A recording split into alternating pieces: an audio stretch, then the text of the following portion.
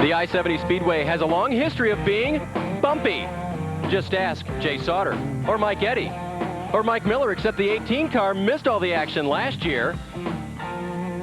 And the finger pointing and the headache that sometimes accompanies an upset stomach. Can he hold Hansen and everyone else at bay in 97? Find out as the AC-Delco Challenge Series visits the I-70 Speedway and says, "Show me." And we'll show you the I-70 Speedway now from a driver's point of view, coming out of turn number 2 and down the backstretch, where you're going to find a dog leg. That's only one of the things that makes this such an exciting place to be for an ASA stock car race here at the Pontiac Excitement 300 from the I-70 Speedway. Your ship has come in if you love ASA short track stock car racing. It came down the mighty Missouri, took a hard left at Kansas City, and ended up in the high ground here at I-70. The weather right now, 75 degrees and 60% humidity, much better than the 95 degrees we had earlier here today. 30% chance of showers, but we don't think they're going to stick around anywhere here with us at the I-70 Speedway. Hi everyone, I'm Dave Burns. We're giving Ralph the night off tonight, but better believe we're going to give this guy a paycheck tonight. ASA factician and my good friend Jim Trado. And Jim, one of the reasons we love to come here is because of the speed, the high banks and everything. It's one of the fastest on the circuit. The average speed exceeds the Milwaukee Mile, where the ASA will visit in August. So the speeds are incredibly high, super speedway type speeds, but the racetrack itself holds so much speed into it because there's a 28-degree banking in the turns. Going into turn number 1, these teams say it's the narrowest part of the racetrack, but it's still 65 feet wide. Coming through that turn now, there's 28-degree banking to hold that car to the banking. They can keep the gas pedal on before the apex is when they mash the gas back again, before that access road. They get back off the banking in turn number 2. High on the back straightaway is where they're going to end up. They meet that dog leg right at the back gate cutoff. Then they dip it back down into turn number 3. Again, 116 mile per hour average speeds. And as they fly down into turn number 3, it's a lot of side-by-side racing. Guys think they can pass people there, but that dog leg sure narrows things up going into the third turn. It's going to be tight all night long, and the average speed here, 116 miles per hour. Now, last week, we were on a flat track at Indianapolis Raceway Park, and Dave Sensiba had an awful night. Tonight, he's turned things around and qualified on the pole. He's standing by with Sandy Heng. Well, that disastrous night, he dropped from 2nd to 4th in points. And let me tell you, they had a lot of work to get the car all back together and sit on the pole tonight. Dave joins us now. Dave, I know you did a lot of work. What kind of things did you have to do to be the pole sitter tonight? Well, it was a long week for the West Michigan Auto Auction Port City car. The guys did a great job in the shop, and we had to put a car back together, and you know, we had something to prove. We had to come out here and let the guys know that we're serious. Okay, that's Dave Sensiba. He's ready to strike back tonight. Now, Sensiba qualified extremely well. Bob Sineker did not, Jim. He is all the way back in row 10, starting 19th. Quite a contrast in this row itself. Bob Sineker has 19 of the 20 races here in the ASA sanctioning has been Bob Sineker's race to run. He has 2 wins here, 5 pole positions, 7 times in the top 5. Outside of him is Tim Sauter, second in the rookie chase. This is his first visit as well as his team's first stop at I-70 Speedway. We mentioned Sensiba had a bad week last week. So did Sineker. Here he's being passed for the lead by Rick Beebe on the inside in the 23 car. Beebe thinks he has the line, and look what happens. Sineker and Beebe come together. This eliminated Beebe. Sineker came around and finished outside the top 5. Gary St. Amant and Kevin Sawinski both got to the inside. Sineker had a lot of damage, but Beebe, as you can see, has a brand new race car for tonight. That's right, and he starts on the inside of row number 2. He has a much better spot to go from than does Bob Sineker. Well, let's take a look at the points as they run out now in the 1997 season. Kevin Sawinski still on top, just a few markers ahead now of Gary St. Amant, who has 2 wins and 3 poles to his credit. Mike Miller, Dave Sensiba, and Scott Hansen give chase. Hansen tonight in a new Chevrolet Monte Carlo. Looking at the back half of the top 10 after 7 events, leading rookie Steve Carlson, Rick Beebe right there, just ahead of Harold Fair, a very consistent run. And you see Sineker only 7 points better than Joe Knott in that battle for 9th. Well, let's get it to the action now. Just one thing remaining to do that, and let's go downstairs for Sandy Heng to get the engine started. Well, here on the start-finish line, standing with me is John O'Neill, a local driver who had some tough luck here in April, a tough crash, but is coming back beautifully. I know you've got a command to get this whole thing going. John, take it away. Gentlemen, and my fellow racers, start your engines!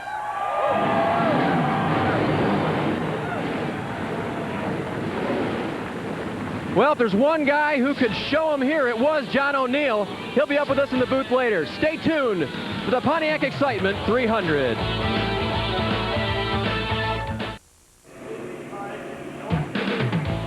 The AC-Delco Challenge Series is brought to you in part by your GM Goodwrench service dealer. We want your business.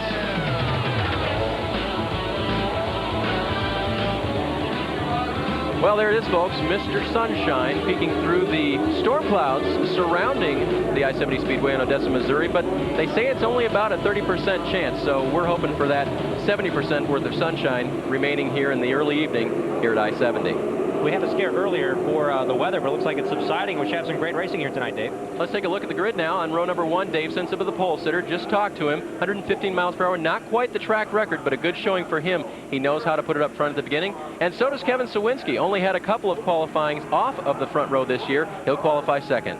Rick Beebe, the local favorite, led 100 laps here in his only other ASA pole prior to last weekend. And Mike Garvey dominated an all-pro race here about a month ago. Look for strong things out of that red, white, and blue number 8. Starting 5th today, Doug Mayer, an unbelievable qualifying run for him. We'll keep our eye on him in the 11 car, the No Touch Menards number entry. And Scott Hansen on the outside in the Schrader Racing Monte Carlo this week, a new make for Scott. Joe Naughton, that Valvoline Ford, will start inside of Junior Hanley, finished 5th last week in the Kendall Port City Chevrolet. Taking a look at row 5 now. Gary St. Amant, last week's winner, opportunist. He'll start in the 5th row up in the inside of Mike Miller in the AFC 1000 Uniseal Pontiac. One of 3 wins for Mike Miller came here at this racetrack 1 year ago. Bill Baird hoping for a better run tonight with best qualifying effort of the season. And 11th outside of him, Brad Loney of Cedar Rapids, Iowa in the Bun Saber Pontiac. Starting 13th will be Mike Eddy, the 7-time champion. To his outside, Jack Landis in the 07 Lindaker Excavating Adirondack Speedway Ford. Steve Carlson, leading rookie coming into this race, 6th in points. Outside of him, Brandon Sperling, who has upped the lead in last race at I-70 here and ended up qualifying 4th.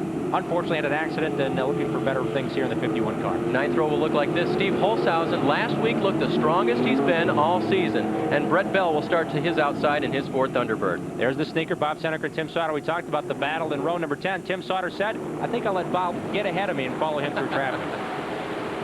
Row 11 looks like this. Harold Fair, the veteran, on the inside, and the guy who's becoming a veteran, Ted Smokestad, in the trim class, number 32.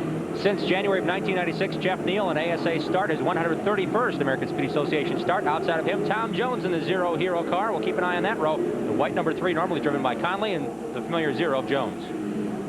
Starting next will be Mike Kofer in the Black & Decker Versapack number 79, and the Lee's Inn and Suites number 86 of Aaron Huff will start to his outside. Trim class Pontiac of Alec Pinson on the Dorothy Lynch salad dressing number 92 of Carol Adamy make up row 14. And the last guy out there, Billy Turner, had a little bit of trouble in qualifying today. That's not the good car that he ran last week. He will start the Sooner Speed Pontiac 29th today. Well, things are wide on the racetrack here with high banks, but down on pit lane, things are a bit more narrow. Sandy? Well, if you look behind me, here's where the back tires go. Just walk across here. There is not a lot of room, and this is going to be one of the battles tonight. They're going to have to watch for traffic in pit road. And I tell you, coming out of pit sometimes can make the difference between taking the checkers or taking second place. Absolutely the case. Here's how we'll spread the table for you here tonight. 300 laps total, 162 miles, and there'll be 29 cars starting. Chevy Sports and Pontiacs, and Dave Sinsba, not quite the 116 miles an hour for the record, but still pretty darn fast. It was 95 degrees today. These teams practiced and qualified this afternoon. This is the coolest it's been all race all day long. We'll see how the race plays out under cooler temperatures. Sensiba and Sawinski on the front row, 2 very cool guys will get the green flag now from Roger Slack as they come out of turn 4.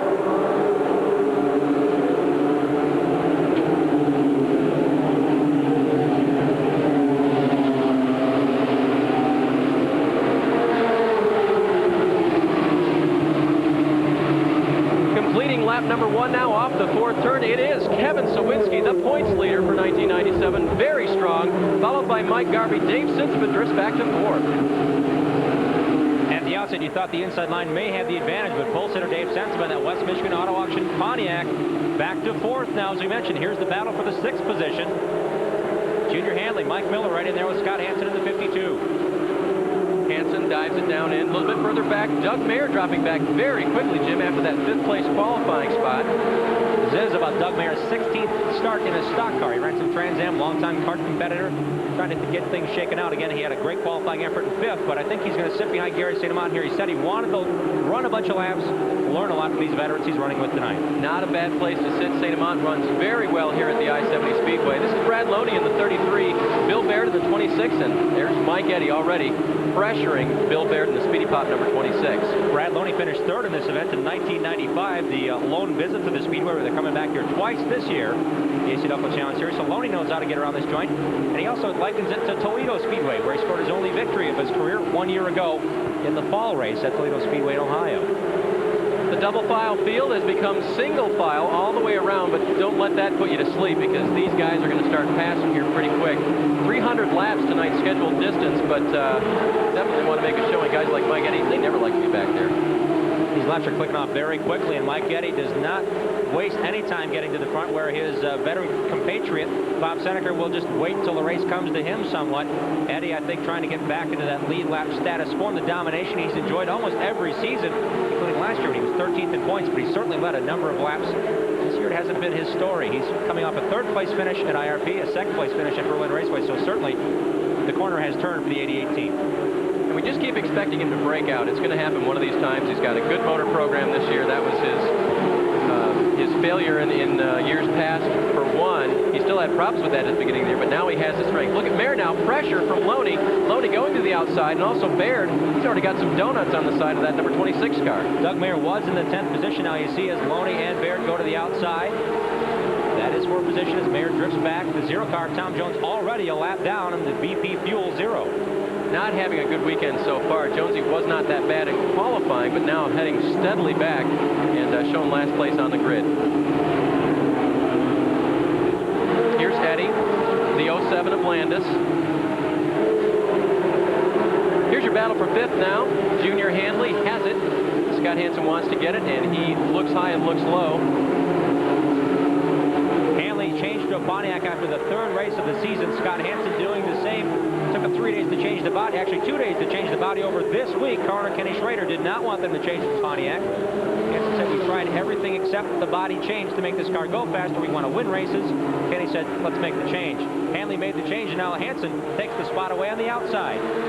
Now that's so surprising too, Jim, because Hansen had no success with the Pontiac, and yet Sawinski changed from the Chevrolet to the Pontiac and is leading the points. So it really depends on how you and the car can get along. All in the driving style and how they work it out, how they communicate. Scott Hansen does a lot of the chassis work himself. Junior Hanley trying to get a handle on these race cars. They've not competed full-time in the American Speed Association since 1990. Coming back to these brand new cars, which debuted in 1992, certainly has been an adjustment for that team. Campbellsville, Ontario driver now trying to hold off Mike Miller, the winner here 1 year ago at I-70. Look at this line of traffic. This is for 6th place. Here goes Mike Miller down to the inside in the AFC 1000 Uniseal Pontiac. He will take over 6th. He dumps Hanley back to 7th, and Hanley's going to see the nose of Joe Knott, who gets down on the apron and just skids sideways and saves it. I understand the report from the pit lane for Sandy Hagen that Tom Jones has lost a cylinder in that number 0 car, so bad things in a quick hurry here for Tom Jones, the veteran out of Gurnee, Illinois, looking still in pursuit of sponsorship. The red 48 of Joe Knott runs 8th. Right behind him in 9th is Gary St. Amant, the most recent winner on the circuit. Knott crashing hard here last year. There's Brad Loney in the Bun Saber number 33 and 10th. Joe Knott had worked up to 2nd place a year ago. As you see, he's riding in 8th position now. A year ago, he's running 2nd to Scott Hansen. When he got in contact with Brett Fell, a lap car that was in the inside of the racetrack, and Joe, I thought he cleared him. They made contact, and as you mentioned, Dave, they hit hard into turns 1 and 2. Here's Dave Sinsma. He is running 4th now, and Scott Hansen has caught up to him after disposing of Junior Hanley. Hansen in the 52 running in 5th. And Sinsma, after starting on the pole, fallen back to 4th, and he's now lost almost a straightaway lead to leader Sawinski, who's way out in front, by the way. Don't let us forget that. No pressure right now from Garvey in 2nd. Setsva had the pole position, a great uplift, because this team had to change the motor and the rear end from the car that was wrecked a week ago. The car was trashed. They actually had to restub the rear end, and we have a problem in turn 4, Dave. It's Bill Baird. He is around in the Speedy Pop number 26. He gets it righted now down in the grass coming out of turn number 4. Will make his way down the front straightaway. We'll take a look and see if we can see any damage on that car, as well whether or not we can catch a replay of what happened to Bill. He had been battling back in the pack at about 10th place. One thing Bob Seneca had worried about at the start of the race was not only just the start and everybody making it through the opening laps of the race, but he said things happen in a hurry here, and indeed they are starting to happen already.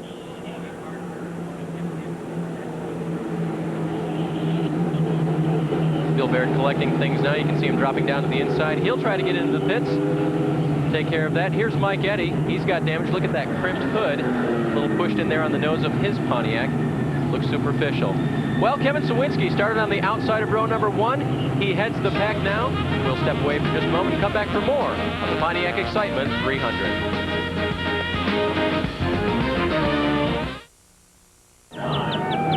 Yeah, we're pretty sure these ASA fans love the sophomore sensation, Kevin Sawinski.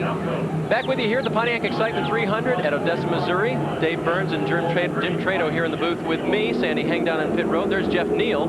Taking the right rear tire. Dr. Conley's car, Jim. This week, Doc was not able to make it once again. He conducted surgery. He's a vascular surgeon out of Vienna, West Virginia. Conducted surgery on his stepfather, so they wanted to monitor that situation, and he thought he'd be safer close to home, so that's why the doc gave Jeff Neal a ring, and Neal said, yeah, I'll race your race car. Green flag coming out for this guy, Kevin Sawinski, the points leader. He has led from the start of the race.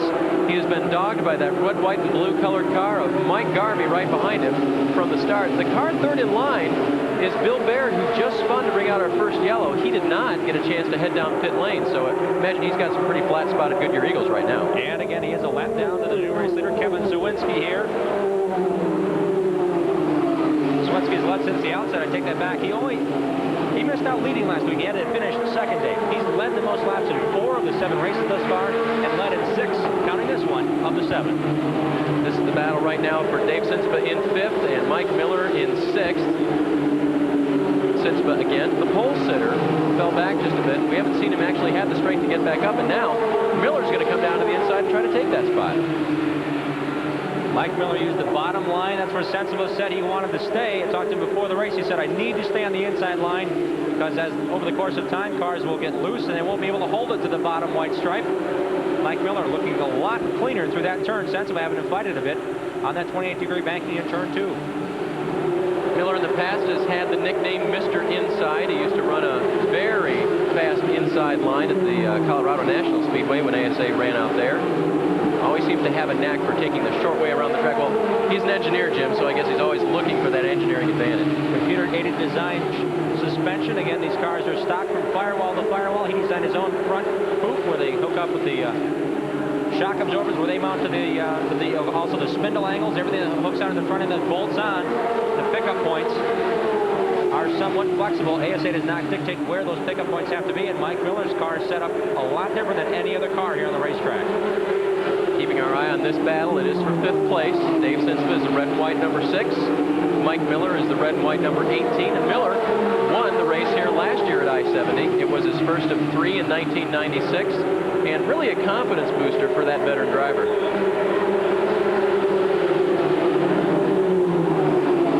Mike Miller may just want to see what Dave Sinspa has at this point in the race. Talked to his crew chief for Mike Miller, Carl Hyland.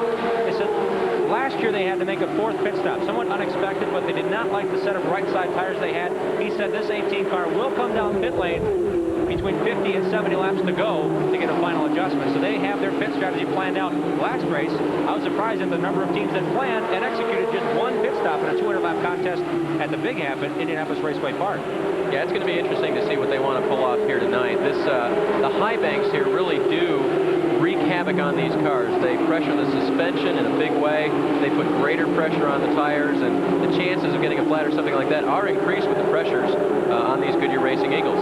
Kevin Sawinski, the leader here, trying to hold off Mike Garvey. That beautifully patriotic paint job. Corner Jerry Gunderman had Scott Hansen behind the wheel a year ago. He thought, I'm going to bring that red, white, blue paint job and put Mike Garvey in the Metro Milwaukee Auto Auction number 8 and see how that car looks on the racetrack in honor of America's Independence Day coming up this Friday.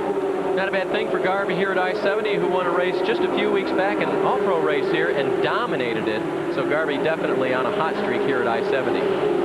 9th position is Brad Loney. 10th is Joe Knott. Here comes Mike Eddy with that damage, and they make that the 07 of Jack Landis in tow. Mike Eddy currently running at 11th right now. Landis in 12th, chasing him down, and I don't know what kind of a draft he's going to get off of that right there.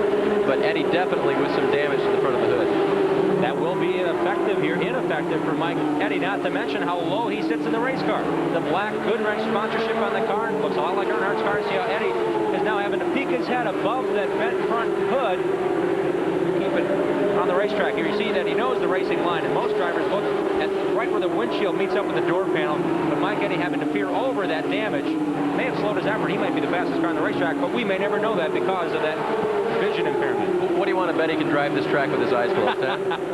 Mike Eddy currently running in 11th position, the 7-time champ. Right in front of him, Joe Knott. And this long string of cars now behind Eddy. The 07 is Landis. The 51, Brandon Sperling, having a great run. The 87 is Steve Carlson, the leading rookie in 1997. And right behind him, the guy that we mentioned at the start who is having a better year than he has so far is Steve Holshausen in that black structural transport number 5. Mike Eddy is just a few laps around here. He's finished in the top 10 on 10 occasions in 17 starts. He also has led 9 races for 733 laps. That is called domination in those events. Battle heating up now for 7th as Junior Handley has moved back and come to Gary St. Amant, who's going to try to work around him, and Brad Loney working on St. Amant. These two drivers have raced close and raced real close in the past. Gary St. Amant started 15th and won the race a week ago. He started 9th tonight. I don't think he doesn't care really where he starts as long as he's there at the finish, as he took an opportunity to get by, as we saw earlier in the broadcast, Rick Beebe and Bob Seneca when they encountered each other in the closing stages of the last race in the American Speed Association events. St. Amant, however, is a very smart driver. The pressure is off the 7 team. The Wins team is actually fielding cars out of Michigan. Gary has not been in the shop since the first race of the year. He's in Columbus, Ohio, relaxing, playing with his dog, getting to know his wife Tracy a little bit better instead of working on the race car 9 nights a week. Meanwhile, Loney will take 8th from him. He will look at Handley now, who's running in 7th, and Handley gets a bit low there. Loney's going to try to take advantage of it and squeeze in. This early in the race, he's going to think a little bit better of it. Now he'll take the spot, and Brad Loney jumps 2 positions all the way up to 7th. Handley gave him room there, which will pay back if Brad Loney has a problem, or if anything comes along the line where Handley is, after, say, a pit stop coming charging through. That's a lot of give and take, a lot of mutual respect in the racetrack. And here again, Handley, that Kendall Pontiac knows his car isn't right at this point in time, but he did put together a great qualifying run and qualified 8th, and he'll make an adjustment come first round pit stops.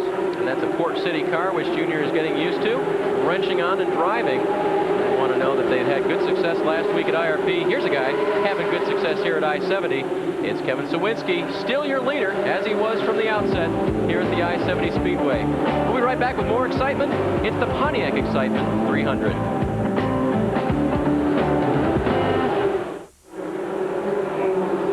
Welcome back to the I-70 Speedway, just a few miles east of Kansas City, Missouri, in the little town of Odessa. Great race going on for Kevin Sawinski because he's the leader, but even better battles happening behind him. Mike Garvey runs in 2nd behind him. Rick Beebe holds down the 3rd spot. Hansen runs 4th, and Dave Sinsma now is in 5th. But that's your leader, the black and yellow number 1 of Kevin Sawinski. And Sawinski had just passed Jeff Neal and Doc Conley's number 3 car. They came in, made a tire adjustment for stagger. Dave Sinsma, Mike Miller. Sinsma in the 6th car. He is running 5th. Mike Miller has been dogging him for the last few laps. And again, as you mentioned earlier, Jim, looking at that low line, trying to get him down low. Sinsma giving him plenty of room. Mike really hasn't forced the issue yet. There might be some quarter panel exchanging, if you know what I mean, come quick here. The red 18 and the red and white number 6 there got very close a couple of laps ago. They straightened things back out. He gave him running room, but now Mike Miller drag racing down the back straightaway. We noticed the dog leg. Sinsma took the outside line, and as he came down, Mike Miller had to back out of it. Here's where Miller likes to be, down on the inside, off of the turn. A good run for him, and he'll drive it hard down in there. Sinsma has to give way, score Mike Miller in 5th. Great charge by that Marietta, Georgia driver. Very confident coming into this race. Won the season opener. Kenly, North Carolina. Faltered with a broken axle and has yet to finish worse than 9th in 7 events. Sinsma, for his part, had finished every lap contested in ASA competition in 1997 until last week. We mentioned that terrible crash that he had. It was actually on the front straightaway, and Sinsma ended up coming home in the 35th position. Not good. He was not happy. The transmission actually had the drive shaft shoved through it. He backed into Ray Skillman's car on that caution and did a lot of damage. They had to go to the backup car, the old car that they're running here tonight. Mike Hofer in the 79 is a lap down now. This is the battle for 3rd, though. Rick Beebe in the Royal Machinery St. Louis Gear Chevrolet Pontiac is being charged now by Scott Hansen, the 52 car. That is the battle for 3rd. Beebe last week, as we mentioned to you, had a chance to win the race. qualified on the pole for the first time in his tenure with the Hodges Motorsports team, and then was going for the lead late in the Starvin Marvin Speedway 200. And Bob Seneker and him just had a difference of opinion on who should be leading. Rick Beebe leading the 52 of Scott Hansen here at I-70 Speedway, trying to make the Pontiac Excitement 300 a little less more exciting. He wants to distance himself from the white 52 of Hansen. Beebe, a local track favorite, led 100 laps here from his first ever ASA pole in 1994. Also 1995 Pat Shaw Memorial Rookie of the Year in the AC-Delco Challenge Series. And that's a great team. You know, they deserve more than what they've gotten so far. They're working hard for it. Terry Garrison, the crew chief, is down in Keokuk, Iowa, with at the location where Dan Hodges has the team. Rick lives up in this area, Merriam, Kansas, with his own business. But the 2 or 3 guys that work down in the shop down in Keokuk do a great job of preparing that machine. And frankly, Jim, I like the colors on it. Very attractive looking race car. I see him getting by the lap car of Ted Smokestead, the Build-A-Mo Trip Class 32. He came in and made a Panhard bar adjustment on our first and only caution. Doesn't seem to be working out for that Minnesota-based team, as he's now 1 lap down to the leaders and 1 lap down to 4th place running Scott Hansen. Well, here's Sawinski. We mentioned that Sineker started 19th today, and he's not doing much better than that right now. He's being scored in the 16th position, and he's about to get lapped by Sawinski. Garvey right behind him in second. Sawinski has been in lap traffic the last 20 laps, but he's been able to pick his way fairly cleanly through. Veteran Bob Seneker in that Lane Automotive JR Automation Ford getting a little bit wider, does not want to get a lap down, hoping for a caution. Brett Bell just ahead of him, the red 56, thinking the same, but now Sawinski running out of time because of the pressure from the 8 car of Garvey. Garvey goes to the outside. He's going to use Sineker as a pick. Let's see if Sineker gets wide here. Garvey is going to be scored as the leader that time by. Sineker goes a lap down. Kevin Sawinski runs second. 63 laps of this race have been run. Kevin Sawinski led all of those. Now on lap 64, Mike Garvey will be scored as the leader in that brightly colored number 8. I was not here for the All-Pro race, but Jim, I understand that Garvey just ran away from the field when he got the lead. Really dominated here, so he knows the quick line around here. And if they've got that number 8 set up correctly tonight, it could be the same, but look at Sawinski, not letting him go quite that easily. Well, it was an All-Star Racing short track team effort that they put together here to lead all but 2 laps of an All-Pro race. About a month ago, Kevin Sawinski's run well here as well at Artco competition, where he was the 1996 champion. 1995, Artco champion before stepping up to the ASA. Here goes Sawinski to the inside, off of turn number 4. Kevin Sawinski is going to retake the lead. Mike Garvey has to drop back to second, and Bob Seneker right behind him, still trying to get back on the lead lap. He runs a lap down in 15th position. Just when you thought Sawinski might have been licked because of lap traffic, he gets by the 8 car of Mike Garvey to reassume the point. Again, he's led the most laps in 4 races already this year. By far the lap leader and the point leader. You get 5 points for leading a lap, 5 additional points for leading the most laps in an event. Sawinski has the most bonus points awarded above those finishing position points in the first 7 events. No question, Kevin wanted to reassume the lead. He's now going to go to work on the Wonder Bar Redline Oil Ford of Brett Bell. That's the red number 56. Sawinski will check out that low line. Bell's going to hang just a little bit higher and look up in front of Brett Bell, Mike Eddy. Bell is now running in 15th. Eddy's running in 14th. And here comes Sawinski trying to put them both a lap down.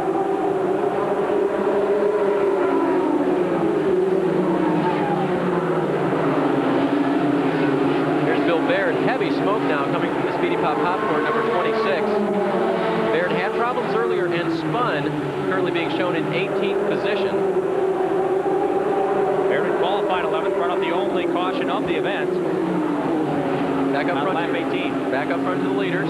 Here's Sawinski trying to put a lap on Brett Bell. And as we mentioned, just ahead of them is Mike Eddy. Sandy, what's happening from the Goodwrench pits? Well, I talked to Howard Thomas. He says that Mike has talked to them on the radio. He says he can barely see. But I tell you what, he's determined. He does not want to come in and get that hood off until there's a caution. So you're going to see Mike Eddy stick it out down there as long as he can.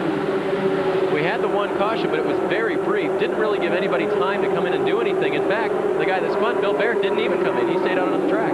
Mike Eddy is a grizzly veteran. However, when you hold your neck up like he is, lap after lap, the G-forces here, the 28-3 banking, that is really going to work on his physical conditioning and his body. As he goes into the turns, he still has to sit upright in the seat to make sure he's clean through the corner.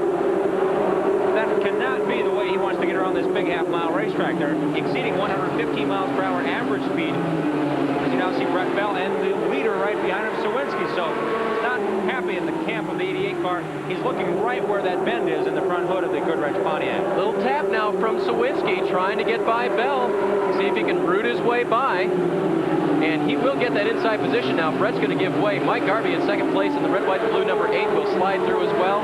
Third place, Rick Beebe. He's lurking around back there somewhere. It's a lap car of Bob Sineker that comes through next. Mike Eddy in 14th position now. The next target for the extremely quick Kevin Sawinski, Mosinee, Wisconsin native. Now will be in Lakeville, Minnesota, running for Scott Lefebvre. The Lefebvre Racing, Coleman Racing Products, Pontiac. Extremely quick. He's staying with the Pontiac. Switched over from the Chevrolet a year ago. That was good enough for 3 wins and third in the points in his rookie season. And Kevin knows if he can put Mike Eddy a lap down, that's one less competitor challenging for the lead from him. And although we've seen Mike get laps back. Yes, we have. I'm not sure whether you want to lap him and make him mad or just let him hang out there, but Kevin's trying to do away with Mike as early as possible. If you just joined us, Mike Eddy did not pit, did not get involved in any sort of caution, but on the lap 18 caution for the spun car Bill Baird, he got in the back of someone. That caused the damage. He stayed on the racetrack and now has gone a lap down to Kevin Sawinski. It's that old accordion effect that's affecting Mike Eddy. Nothing affecting Kevin Sawinski right now. He's got the point. Mike Garvey's trying to chase him down, and Bud St. Amant's keeping the clock for his son Gary. We'll be back with more of the Pontiac Excitement 300. Well, these fans are seeing a domination right now by a young guy named Kevin Sawinski, who is the points leader. That's his car, the black and yellow number 1, trying to put a lap on Junior Hanley, who is running in the 12th position. He's being chased by that red, white, and blue Monte Carlo. Mike Garvey running in second place. That's a number 8 car. And Sawinski has just been big-time tough since the outset of this race. Well, if you were at I-70 Speedway on April 19th, this is what you saw. Take a look on the right-hand side at that circle. Watch what happens to the leader of the race.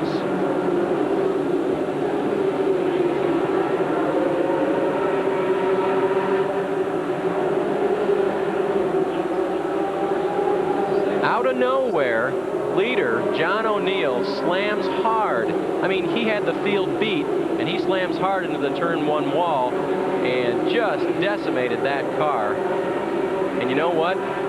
Folks, we're glad to say that John O'Neill is joining us right now in the booth because he came out of that. He is okay. He spent 26 days in the hospital. And John, you recovered, man. I tell you what, it feels pretty good to be back. Well, we know that you didn't break any limbs, but you had a pretty hard hit on your head. There were skull fractures, and they were able to take their time with you and get you through that part, which was really critical. Yeah, you know, they say patience is a virtue, and right now what we need to do is just take our time, get back to 100%. I don't think I'll be back racing in a car this year, but definitely we have plans for 1998. And John, you've run 9 ASA races in your career. Had a great run here up to 4th and ended up settling for 8th position after getting bumped out at the very end. So you know how these ASA cars handle. We saw Mike Eddy earlier. His having to peer up and hold his neck up to look over the hood. How demanding is this racetrack on a driver's body? I tell you what, I-70 is extremely physical on a driver. The 33-degree banking just really takes its toll, especially after 300 laps. Not to mention the fact that it's extremely hot and humid out here right now, and you know the temperatures inside the car I would estimate are about 180 degrees. You guys might have touched on that earlier, but the track itself just will physically wear you out. Yeah, we were walking around earlier today, and John, it felt like 180 degrees out there for sure. Right now, Brad Loney's keeping his cool in 6th place. That's the blue and white number 33. He's getting a stiff challenge from Dave Sinsba in the 6th car running 7th. And right behind them in 8th, it's Gary St. Amant in the Wins West Michigan Chevy Dealers, number 7. Now, John, you know the fast way around here. In 34 starts here, you've won 24 times. It's an unbelievable record. What about the line that most everybody's been running around here? It's mostly low. Obviously, that's one of the keys to being fast here. Without a doubt, running low definitely is the preferred line around I-70 where you can drift out and maintain that high momentum. Drifting down into the corner, you'll notice that the track is kind of bumpy getting into turns 1, and you'll see the cars bobbling as at night gets a little darker here. You're going to see sparks coming out from underneath. The cars that can hold the bottom of the groove will be the cars that are up front at the end of the race tonight. John, some of the drivers had talked about there's a bump going into turn number 1. As the cars go through 3 and 4, it's fairly smooth. But going into turn number 1, there's a bump on the inside line. Now, in this part of the race, when you have worn tires, you have 94 laps in, you want to avoid that bump and try to run higher, let the car free up in the turn, or you just run where you got to? You got to run right through that bump. You got to attack that bump. You got to head right into it. You can't be afraid of it. The bump will not wear the tires out. Now, the track is a little bit abrasive. However, you know, the cars with the proper setup on them, you know, like I was watching Mike Miller in the 18 car, he's going to be at the end. You're going to watch him right up front there towards the end of the race tonight. His car just handles beautifully right along the bottom of the track as I watch out there now. John O'Neill's joining us in the booth here, watching the ASA AC-Delco Challenge Series. You're seeing the battle for 6th right now. Brad Loney in the 33 has it. Dave Sensiba runs right behind him in 7th. And they're lapping some pretty good cars here. The 55 of Tim Sauter has already been lapped by the leader, Kevin Sawinski. Harold Fair is running along in 19th position in the white number 81 right there. In that red and black number 7, that's Gary St. Amand. He runs in the 8th position. He's trying to chase down Sensiba and Brad Loney. At this point in the race, who would have thought that they're chasing to stay on lead lap? We've got a number of cars already lapped down. As you mentioned, Dave, a lot of great cars. Jack Landis, Mike Eddy, Brett Bell, Tim Sauter, Harold Fair. These guys are all fighting to stay on lead lap. Well, and it is an amazing thing. I mean, we didn't think Kevin Sawinski was going to dominate the way he is right now. What about the leader, John? I mean, he's been running a pretty decent line, and in traffic, he's been great. Kevin has a flawless driving style. His approach to driving is very modest. He really takes care and conserves his car. And what I noticed that is he's that way in person as well. I mean, he's just a super great guy. Well, it's the kind of guy John O'Neill is, too. A lot of folks have talked to us about you, and we've had a chance to see you run with the ASA. And last year, you were running 4th here. Had a little bit of a vapor lock problem at the end, but, I mean, you had a quick mount. I tell you what, we had a shot at running 2nd. I don't know if we had a car capable of winning, but we definitely, if something would have happened, we would have been in contention for the victory. But, yeah, with 20 laps to go, we had a vapor lock problem, and that's a part of I-70, you know, the heat, the banks, everything. It just plays its toll after 300 laps. The teams that are prepared for it, they're ready to go. Well, Kevin Sawinski is remaining as the leader here, and he's putting a pretty good distance between him and the number 8 car right here of Mike Garvey. He's 2nd, and the 26 of Bill Baird is a lap down. 3rd place now, Rick Beebe, and 4th place, Mike Miller. This is the best race on the track right now. Garvey in 2nd, the number 8, then Beebe in the 23, and Miller in the 18. John Beebe is a guy here that you've probably raced before, has quite a few laps here. He knows this place. Rick and I traded rubber marks quite often, and Rick taught me a lot. Rick was a veteran late model driver when I just first stepped into the ranks out of modifieds. Really helped me along in my career, and then after he made the step up in Argo and then on into ASA, we sat and talked about different things, and the main thing was just an approach to driving. Rick always has been open to helping me out as a driver. Beebe's going to take 2nd. Now look at Garvey. He is loose. That car, I'm going to say, needs tires at this point. Beebe took over 2nd. Mike Miller came through in 3rd, dumped Garvey back to 4th, and now Hansen is going to take that spot from him in the 52, and Garvey is going to be all the way back to 5th. When things go away here, John, do they go away here pretty quick? They go away real quick. Matter of fact, I didn't think that we would go this long without a yellow. And I know I talked to Gary St. Amand before the race started, and he asked me, what's the track going to do? And I told him it would tighten up. And, well, guys, it doesn't look like it's doing that yet. Well, you had it here, folks. The first time John O'Neill has ever been wrong about the I-70 Speedway. Kevin Sawinski, he can't go wrong right now. He's the leader. We'll be back with more.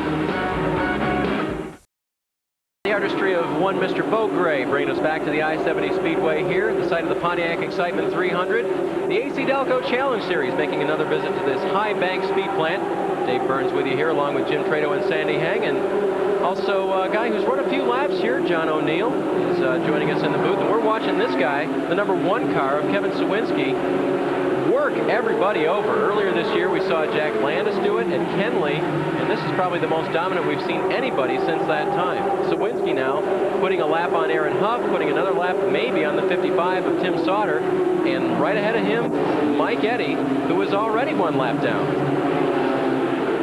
Mike Eddy is not keeping up the pace here, Dave. He's actually lost the 2nd lap with, I believe, about 15 circuits. So this will hurt his chances at a top 10 run. Again, the team trying to turn the corner, still well back in the points. And, of course, they're watching their lap times right now to see just how poor Mike is doing. Here's a look back to 2nd place. This is Rick Beebe. You just saw the 1 car of Sawinski head out down the backstretch. Well, here's Beebe. He's a good straightaway behind the leader, Sawinski. Beebe's right number 23. St. Louis Gear, Royal Machinery sponsored entry. And right behind him is 3rd place, so they're pretty close. Mike Miller in the 18. He is dogging Beebe at this point. Now, these guys go through traffic, as we're talking with John O'Neill, a local champion here, 24 wins and 34 starts. John, as we see these guys go through traffic, are they starting to worry about their tires, or are their cars, to your eye, good enough to the point where if they need to go high, they can, and then just come right back to the bottom? Well, what I notice in a lot of the drivers is, well, like Rick Beebe, for instance, as we watch Rich here going around, he's pretty much got the track at his command, and he can pretty much move wherever he needs to. He's got the flag man moving the slower cars over. They're pretty much at his mercy right now. He can move anywhere. Looks like he's taken care of his tires up to this point, but definitely when Rick needs to, he's got a faster car around him.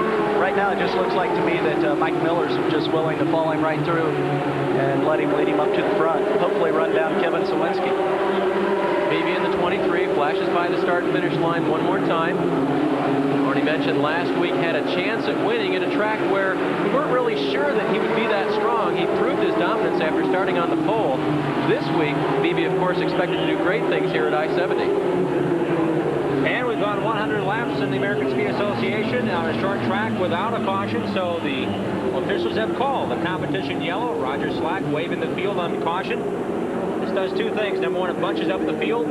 Also gives the leaders a chance to pit under yellow flag conditions to keep more cars on the lead lap, make it more of an interesting race for the fans.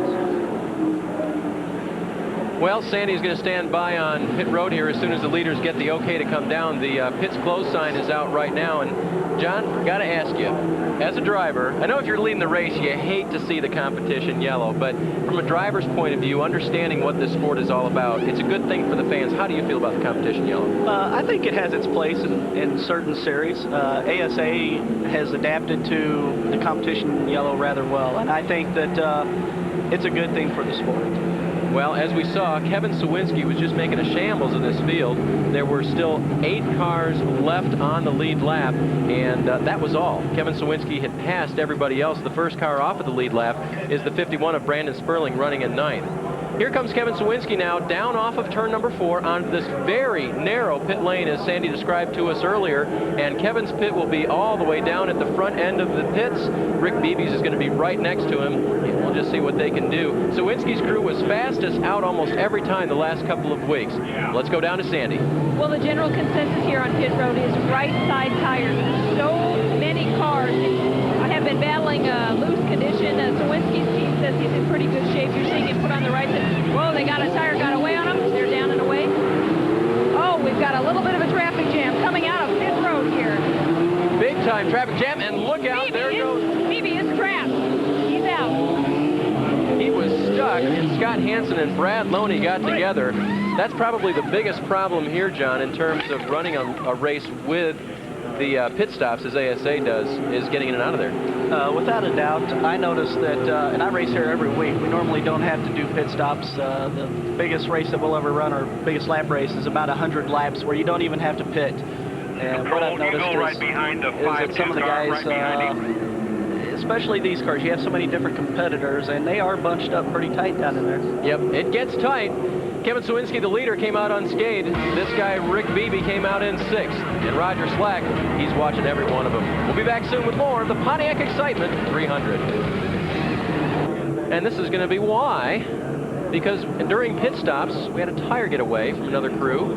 Mentioned how narrow this pit lane really is, and Joe Knott nailed the tire coming out of the pit area enough to actually get the right front a little bit airborne. They came back down and cut that away. Now, we also noticed that Scott Hansen was coming into the pits again. He was checking the toe in on that car because of that bump with Brad Loney.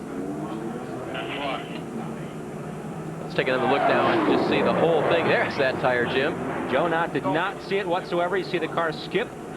Tire, for good measure, hit him in the roll cage slightly and continues to dance down on pit lane there. And Junior Hanley narrowly gets by. A number of cars did go underneath the tire that was sitting in the middle of the pit lane, but the hazards of pitting on a narrow pit lane right here at I-70. Well, they have tire carriers and they have tire changers, and sometimes everyone gets a little bit busy and does not pick up everything that they're supposed to. And fortunately for Joe Knott, it looks like he's okay and he's going to be back underway here. And how much downforce do you think he's going to lose there, John, with just that little amount of damage? I think very little. Being in traffic, I don't think the short track, I mean what I consider short track, that much of a problem.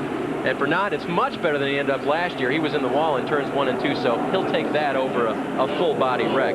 Kevin Sawinski leads him back to green now. Right behind him, Mike Garvey. And running in third, it is Mike Miller, followed by Dave Sinsva, Brad Loney, and Rick Beebe, heading down through turns 1 and 2 and onto the backstretch.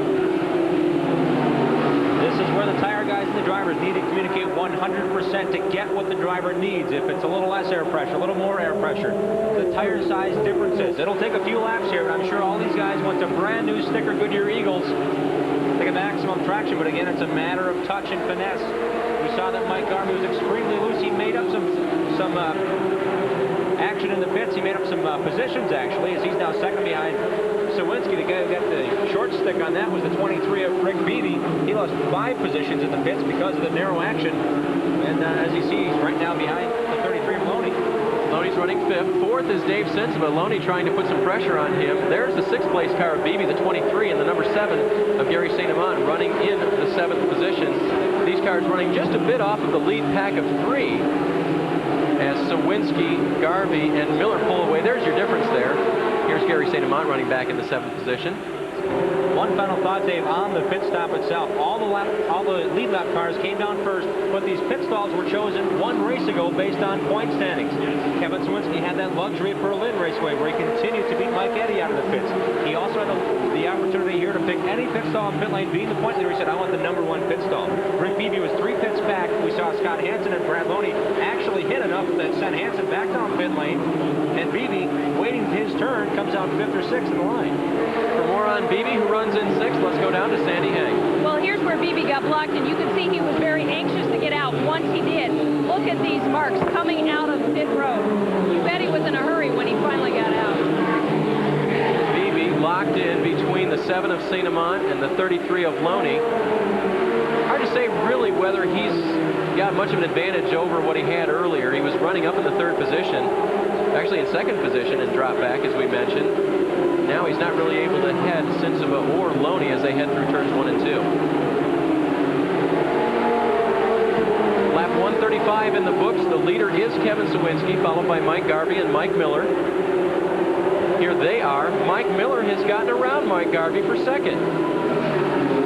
Garvey gave him the bumper to say, okay, you got me this time, but you better keep your eyes on the mirrors when I get close to you again. Miller, as we mentioned before, here is Billy Turner slowing the backstretch now in the 58 car, bringing that car in for service. We mentioned Miller won here last year, and it was his first win in a long time in ASA. It was the first of 3 on the season for Miller. Don't think they threw away the nose from that race. Nope. Lap car battle. These guys started side by side on row 10 with the 55 and 84. Tim Sauter and Bob Seneker. Sauter in 15th. Well, the AFC 1000 Uniseal Pontiac of Mike Miller started 10th. He currently runs in 2nd.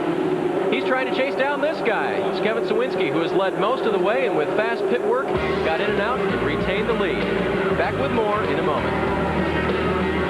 High Bank half-mile fill here at the I-70 Speedway in the AC-Delco Challenge Series. This is a great racetrack, and Kevin Sawinski sure thinks so too. He's our leader and has led most of the way here at lap 145. He still retains a point. That's Mike Miller right behind him in the red and white number 18. Here's the battle for 5th right now. Dave Sinsva in the 6th car, holding off Rick Beebe, who has many more laps here than Sinsva. And coming out of turn number 4, crossing the stripe to complete lap number 146. Sinsva was going to hang on to that spot. I'm joined in the booth here by Jim Trado and also John O'Neill, a many-time competitor here at the High Bank Speed Plant. And before we get back to more commentary on what we see here, we need to head down to Sandy Heng, who's standing with a driver who thought he was going to have a much better night than it turns out he has. Sandy? Well, Bill Baird next to me is having his crew fix his power steering. I know a tough night. You just look exhausted here in the cockpit. Yeah, you know, had a real fast car out there. Got turned around early, but we were able to run with the leaders. Actually, we were faster than the leaders, and from lap 15 on, I hadn't had any power steering. I think I got a fractured wrist from last weekend at IRP, and I tried to make it, and I had to come in. I couldn't go any longer. Speedy Pop car was great tonight. We had a shot at everything, but our luck's going to change one of these days. Battle heating up for the lead now. Kevin Sawinski has it. Mike Miller extremely quick. After that pit stop, obviously they made some changes on Miller's car. And John O'Neill, can you see anything different about the line Miller's taking, what they might have done in terms of loosening him up or tightening him up? Well, it looks like Mike went in and got a fresh set of tires. Looked like they tightened his car up just a little bit. You'll notice he runs right on the bottom. If you guys remember about lap 95, I made the comment that Mike Miller looked pretty strong, and I think he's starting to show his muscle. He likes that bottom groove. We called him Mr. Inside because of races we've seen in the past where he's really set that thing up to run down low. What about the second groove here? If you have a car that is fastest in the second groove, is there any way that you can win? Well, I tell you what, looking at Mike's car, his car is definitely fast on the bottom, but a car that handles that well down there will be twice as fast up top when he's going around lap traffic, and believe me, it's just a matter of seconds before I think he makes a move on Kevin. It's driving nirvana if you've got a car that goes everywhere. Right now, Mike Miller trying to achieve that as he looks again down low, trying to get around Sawinski. At about the halfway point, we've had 2 leaders. It's been Mike Garvey for a couple of laps, but it's been Kevin Sawinski's race thus far. 7 cars remain on lead lap. We've had just 2 cautions, one a minor spin for Bill Baird, and the competition yellow. So very few laps run under caution. These guys are full song. As I mentioned, they hit the gas pedal. John O'Neill, as you can attest, they get on the gas pedal before the turn is even halfway through. You coast in, set the brakes, set your corner, and power down right about here, and you're on the gas all the way to turn 3. Definitely, I-70 is a horsepower track, and you know, I've talked about handling. Handling definitely is a key. Handling with an asterisk, that is. It never hurts to have a little horsepower here at I-70.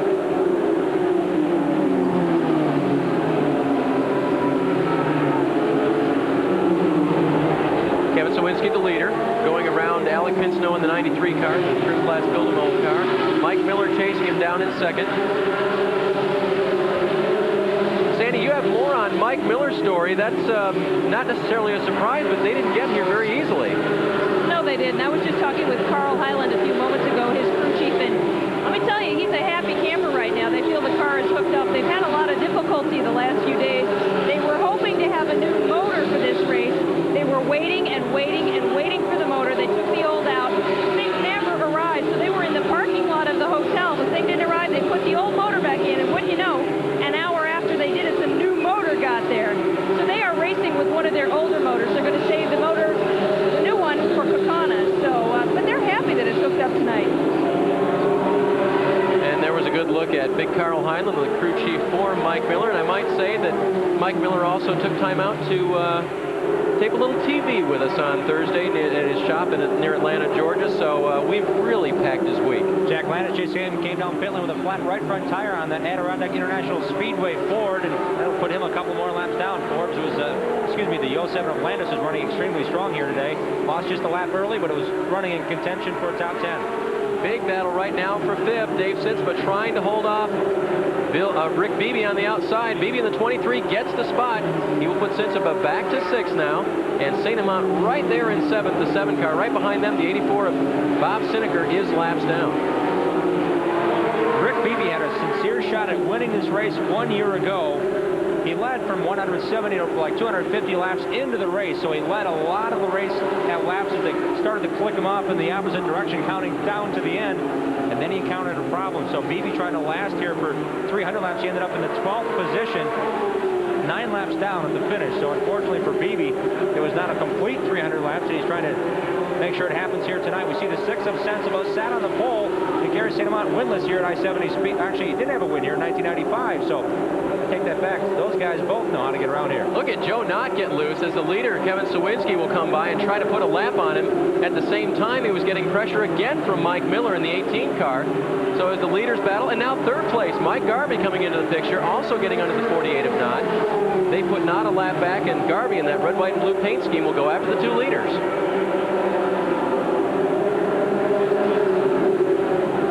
Clicking off lap 164 now.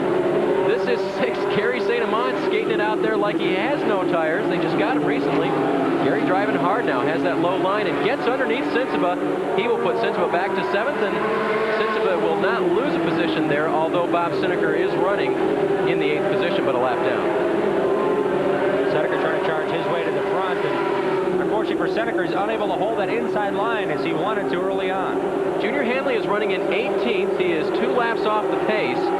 And the leader, Kevin Sawinski, almost got picked by him as Mike Miller was looking for a way by. Miller hard on the brakes going into turn number 1. You saw the white tops of his gloves as he had to fight the wheeler, John. I know you even jumped out of your chair.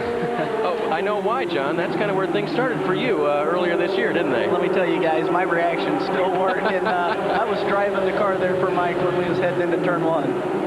Well, John O'Neill hoping to get back in a race car again. He's going to get in the passenger car here in a couple of weeks, according to his doctors, and his vision is good, his speech is good, and he's getting lots of the feeling back that he lost early on. Now, John, we noticed the sparks there. That's nothing to be concerned about, right, for these lead cars? No, I don't think so. I think what you're seeing there is we just recently pitted, and we got heavy fuel load. I think you'll notice that the sparks start to disappear after the fuel loads get down to about halfway. And that's actually the right side frame rails hitting the pavement, right? That is the frame rail. I mentioned earlier that the track is a little rough, and what you're noticing there is, the cars run normally about 4.5 inches off the ground. Well, when you come to I-70, you have to raise them up to about 5 to 5 1/4 due to the roughness of the track. Dave Sensiva said you can't just raise the right side to keep it from scraping. You actually have to raise both sides to keep the car equal and balanced. The car plants symmetrically. I mean, it does not, the right side just doesn't roll over. The whole car plants, symmetrically. Well, John O'Neill, we're going to look forward to the day when you can get back out here and race with guys like Sawinski, Miller, and Garvey, who we've been watching here in first, second, and third. But for now, we're going to let you go back to your guest suite here and entertain the folks and watch from your position there. We sure thank you for coming on with us. Well, I tell you what, I thank you for having me. This definitely gives me the itch to get back into ASA racing soon. The disappointing thing is we had 5 races scheduled with sponsors for 1997, and it's just a disappointment to me and my team. Well, your loss is our gain for right now, John, so thanks very much for joining us up here. As the leader, Kevin Sawinski, continues to battle with Mike Miller in the number 18 car. New nose, new motor on that car, new Uniseal decal on the hood. They would like us to know that as their sponsors continue to help them out in the 1997 season. And then the very patriotic paint scheme of Mike Garvey right behind them, looking for a way to get by in the number 8. Kevin Sawinski is on an avenging mission here. He finished 26th a year ago, by far his worst finish. He lost the motor after 151 circuits. Certainly tried to avenge that and pile this car into victory lane for the second time this season. Sawinski, the leader, after winning earlier at Berlin Raceway, will try to make it a repeat performance here at I-70 as his fans and those of everybody else look on from the grandstand. The AC-Delco Challenge Series making the first of 2 visits to the I-70 Speedway in 1997. And right now, the fans here, a good crowd on hand tonight, are seeing Kevin Sawinski handle Mike Miller and Mike Garvey in the top 3 spots. And then the whole rest of the field. Right now, there are only 7 cars remaining on the lead lap. And one of those guys was Scott Hansen. He has now gone laps down on pit lane with the hood up. Sandy Hank? Well, he's in the pits once again, and it is the same problem. They have a problem with the toe-in. They're trying to readjust it. You can see him working there under the hood on the right side. He's just not happy with the car. I know he had problems last week with tires at IRP. I'm not sure if it's the tire problems. They don't have a special scrambling too much, but they do have a tire standing by just in case. Disappointing for them, Jim. They're going to have Caro and Kenny Schrader here in the stands tonight watching this, actually spotting for Scott. And unfortunately for Scott and the rest of the team, they really wanted to perform well for their car owner. Schrader putting on quite a challenge to the team to run well, move down to North Carolina, and perform to the level that they had been performing with Jerry Gunderman's team. A lot of the same guys Hansen had a year ago are still with him. We see Mike Garvey here. Now Jerry Gunderman's ride of this season in the red, white, blue number 8.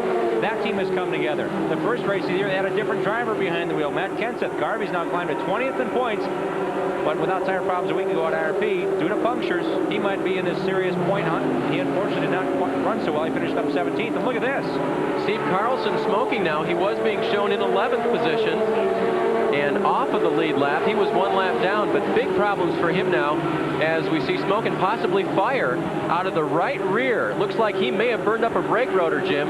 We've seen that before here. In fact, it was Rick Beebe, the year that he led after sitting on the pole, who led the first third of the race and then had that problem, if in fact it is a brake rotor problem. It is flaming up in the right rear of the Trop Arctic clean burn Pontiac, and Sandy Heng, Sandy, what can you see? Well, as you can see, they're working on the car. Howie Leddow is lifting the hood. They're taking on 2 left side tires, looking to try to figure out what is our camera can show it, but on the right side is smoking, and it does look like it could be a brake rotor. ASA official Steve Farmer there to point to the team, tell them, hey, let's get this fire out before we get it back out there. And there's Steve checking to make sure that that fire has dissipated, and Howie Lennon communicating at the back of the car. Mike Chaffee, crew chief for Kevin Sawinski, also over to tell those guys what may or may not be wrong. Maybe tell them to pitch off the brake line because he may have seen something from his pit advantage into turn number 1. And I'm sure that's not because Mike had nothing to do. His driver, the one car of Kevin Sawinski, is the leader. But Mike Miller, look how close they come coming off of turn number 4 now, crossing the start-finish line, completing lap number 190 of 300. And Miller is really pressuring Sawinski. Isn't the name of the race the Pontiac Excitement 300? 2 Pontiacs up in front. Make that 5 Pontiacs up in front of this event. No doubt the corporates are getting a great show here tonight. We saw them run around earlier doing the hospitality thing, and seeing a great performance now from a couple of the top Pontiac guys. A lot of Pontiacs in the field, but these two guys are putting on quite a show. Kevin Sawinski leads Mike Miller. Mike Garvey's in 3rd. Rick Beebe runs 4th. Brad Loney has the Bunsaver Pontiac in 5th. Gary St. Amant, the first Chevrolet to come through in 6th spot. Dave Sensiva, Bob Seneker, Harold Ferris, Steve Holtzhauser around in the top 10. Your Brett Belfan, he's currently in 11th position, 1 lap down. 2 laps down is Brandon Sperling. Mike Eddy is in 13th position. Aaron Huff, Tim Sauter, Junior Hanley, Joe Knott, Jeff Neal, subbing for Doc Conley, Mike Colford, and Jack Landis run up the top 20 at this point. Great bite Miller gets coming off of turn number 4. Sawinski is not quite as good there. Kevin seems to pull him a little bit through 1 and 2, but coming off of turn number 4, Mike Miller is getting all kinds of grip and handling, and that number 18 just sticks. Watch this right here, right now. Another good run for Miller coming off of turn number 4. Not quite as tight that time.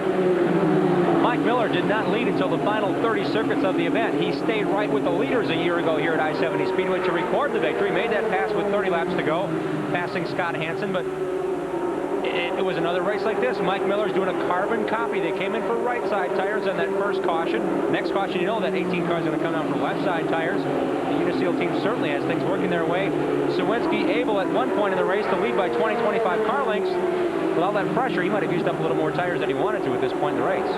Well, we'll go ahead and give the name Sneaker Jr. to Mike Miller. Of course, the sneaker ascribed to Bob Seneker, the number 84 car. Right now, Miller's doing a great job in 2nd place. Sawinski is still your leader. We're back, and we're under caution here at the I-70 Speedway for the Pontiac Excitement 300, and Junior Hanley in the 72 car has gotten that Team Kendall Oil Chevrolet Monte Carlo righted after he lost the car coming off of turn number 4. Look at all the action down on pit road. A little bit more spread out this time as leader Kevin Sawinski comes in and gets service and gets right back out of there. Dave Sensiva and Rick Beebe were lined up well behind him, and Mike Garvey making it off 2nd now. Good pit stop for them, then Beebe, and then it looks like Sensiva. Yeah, Scott Hansen, by going laps down with that right front toe-out problem, could not pit with the leaders on that caution. So that carried a little more room up front. Here we take another look at 6 Sensiva, 72 of Junior Hanley, and certainly some contact there as Sensiva went into turn number 3. Thought Hanley may have stayed high. They made contact. Long slide, and you see the leader Sawinski right there. Luck is following this one team this season. That's the kind of thing that makes championships and makes wins. Here's another look at it as Hanley scoots around hard on the brakes. Sawinski getting through in that black car, and the crowd reacting to it. The crowd reacts real well here, especially when Rick Beebe does something good as he passed Brad Loney a little bit earlier for 4. They were on their feet when he came out of the pit lane, gaining 1 spot on Mike Miller. Oh, it's great to come home, and for Rick Beebe, this is his homecoming. I-70 Speedway got plenty of Rocket Rick Beebe t-shirts out there tonight. The leader is Kevin Sawinski. We'll take a quick break. We'll be back with you for more.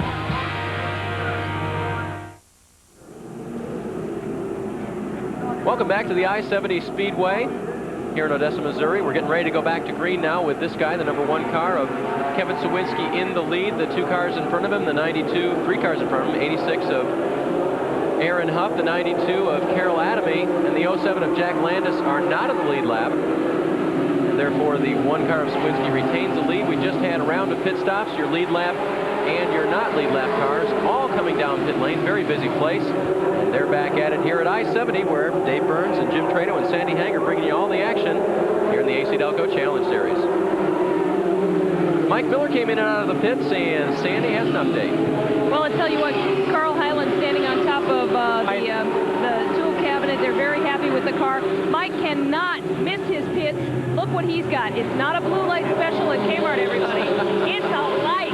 So there is no chance of him missing his pits. The only thing that scares me is whether or not Carl Hyland can disco to that thing, and that strobe is to keep Mike Miller in line in the 18 car when he comes down pit lane so that he can find his marks, put the car down there, and so they can go to work up for him. All I can think of is there's a Uniseal special in aisle 7 with a light like that. That's right. Mike Miller runs in 4th place right now. He's trying to chase down that yellow 23 of Rick Beebe, the St. Louis geared Royal Machine Pontiac. Up ahead of them, Mike Garvey hangs on to 2nd place, and he's chasing down the leader, Kevin Sawinski, but this is a good battle for 3rd. Would you believe Kevin Sawinski has led all but 3 laps of this race, and the guy pursuing him now, Mike Garvey, led the other 3? And that was really just a bobble in traffic where Sawinski got caught up. Garvey was able to get back by, and then Sawinski just said, I don't think so. See, a lot of World of Outlaw races decided by traffic, and there it was only a 3-car length difference. And Steve Holtzhausen down on pit lane, he was sparking quite a bit more than any other team, running 10th on the racetrack. Holtzhausen now down pit lane.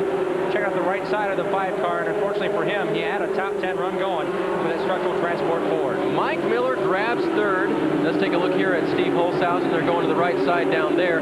Steve had a great run last week, Jim, and it was the first race, he said, where I didn't just flat move over for everybody. I raced him hard, and some drivers noticed that, but hey, it was the first time all year Steve's been real competitive. He finished in the 6th position. He had tires that went away at the very end, otherwise he may have been top 3. Joe.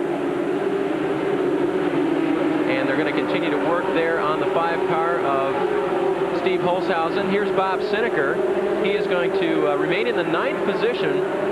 2 laps down will be Sineker. And he just got around Dave Sitzma in the 7-car. Aaron Huff hard in the front straightaway wall and has no brakes, has drifted up across the straightaway. And he is still going, Jim. We heard the pop up here in the booth. And Huff, what a stretch it has been. This team spent the entire afternoon changing a motor. They had very few practice laps in the Lee's Inn and Suites 86 car. Under the blazing sun at high noon, they were changing a motor. They got the motor changed. Aaron had a cut and a burn on his face. And you see some... putting that motor together, and boy, what a disappointment for these guys. And I thought I detected a little movement inside the cockpit there, which is really good news. That car acting completely out of control, the Lee's Inn and Suites number 86 Pontiac. Well, under caution, these ASA cars can only change 2 tires. Under green, they can change as many as they want, but only 2 per caution. So we had a caution lap 199. It's 14 laps later. We'll see a bunch of the leaders come in and get that final set of tires. Potentially final set of tires with 72 circuits remaining. Well, Mike Garvey chooses to come in, as does Mike Miller. Kevin Sawinski stays on the track, as does Rick Beebe. So here's your call. Let's see which sides they go to. Miller's crew is going to go to the right side. Mike Garvey's crew, as you see right there, is going to go to the left side. Crew Chief Jeff Vandermoss and the boys going after it hard on the left side of the number 8 car. And they will get him down and away. Great little pit stop. 2 tires changed, a little fuel splashed in, and he's back out. You see Dave Sensiba right there in the 6 car coming out as well. And right behind him, Mike Miller in the 18. Sensiba changed rights, and Loney changed lefts on that stop. Here's the 51 of Brandon Sperling, and right outside of him is Kevin Sawinski, the leader. Off of turn number 4, the yellow-nosed car, Aaron Huff, locks down the brakes and then gets hard into the front straightaway wall here. He's running outside of Tim Sauter, but it looks like his car was way high off of turn number 4. May have had a problem before he even found concrete. You see him sliding across, and we'll take one more look at it. Look at the hard angle in the impact there. Something had to go wrong in that 86 car. My goodness. They were having a slight problem with the brakes. Once they got the motor changed, that may have come back and hurt this 86 worse than just the brake line. You know, Aaron Huff is maturing as a driver in the AC-Delco Challenge Series. He told me when he first came on, here's the ambulance now getting down to Aaron Huff as they will get him out of there. But Jim, when he first came on, he said to me, I love to drive fast, I love the high banks. He said, at my home track of Salem Speedway, I'm likely to either win the race or wreck the car. My brother Kurt, now he may bring the thing home, but in 3rd place. Aaron has developed, though. He's really starting to learn how to drive the car and save it till the end. And I look at an accident like that and say, that's something mechanically related. That's not Aaron driving over his head. And if you're a fan of the Huff brothers, Kurt Huff electing to run just select events from here on out to preserve his rookie status for 1998.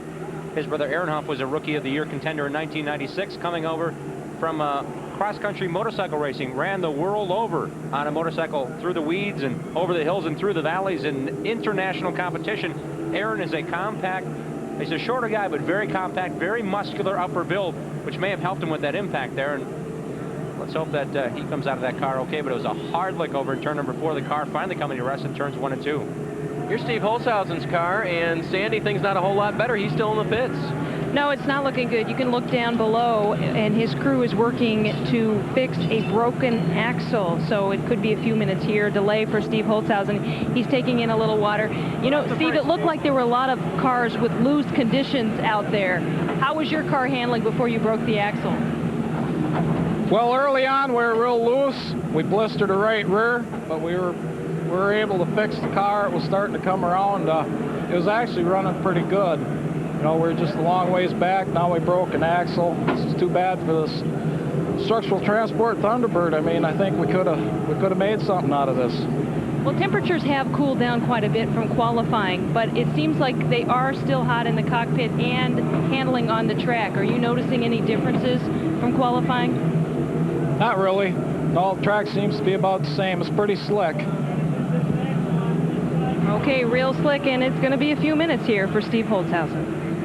Well, as Steve tries to get ready and head back out there, when I talked to Aaron Huff earlier today, Jimmy, he had a bandage on his cheek, and I said, would you get in a fight or what? And Aaron had gotten in an accident last week at Salem Speedway in his modified car, another high-banked racetrack. I thought he burned it today. He hit in turn 3, and then he got punted into turn 4 by another car. So for Aaron Huff, kind of a rough couple of weeks here, but we hear now that he is okay. They have him out of the car, or they're still working at getting him out of the car, but he is alert and awake and just kind of had his bell rung. So tough night here for Aaron Huff in the Lee's Inn and Suites number 86. Meanwhile, the leader is still Kevin Sawinski, charging hard, trying to win his second race in the 1997 season. We'll be back.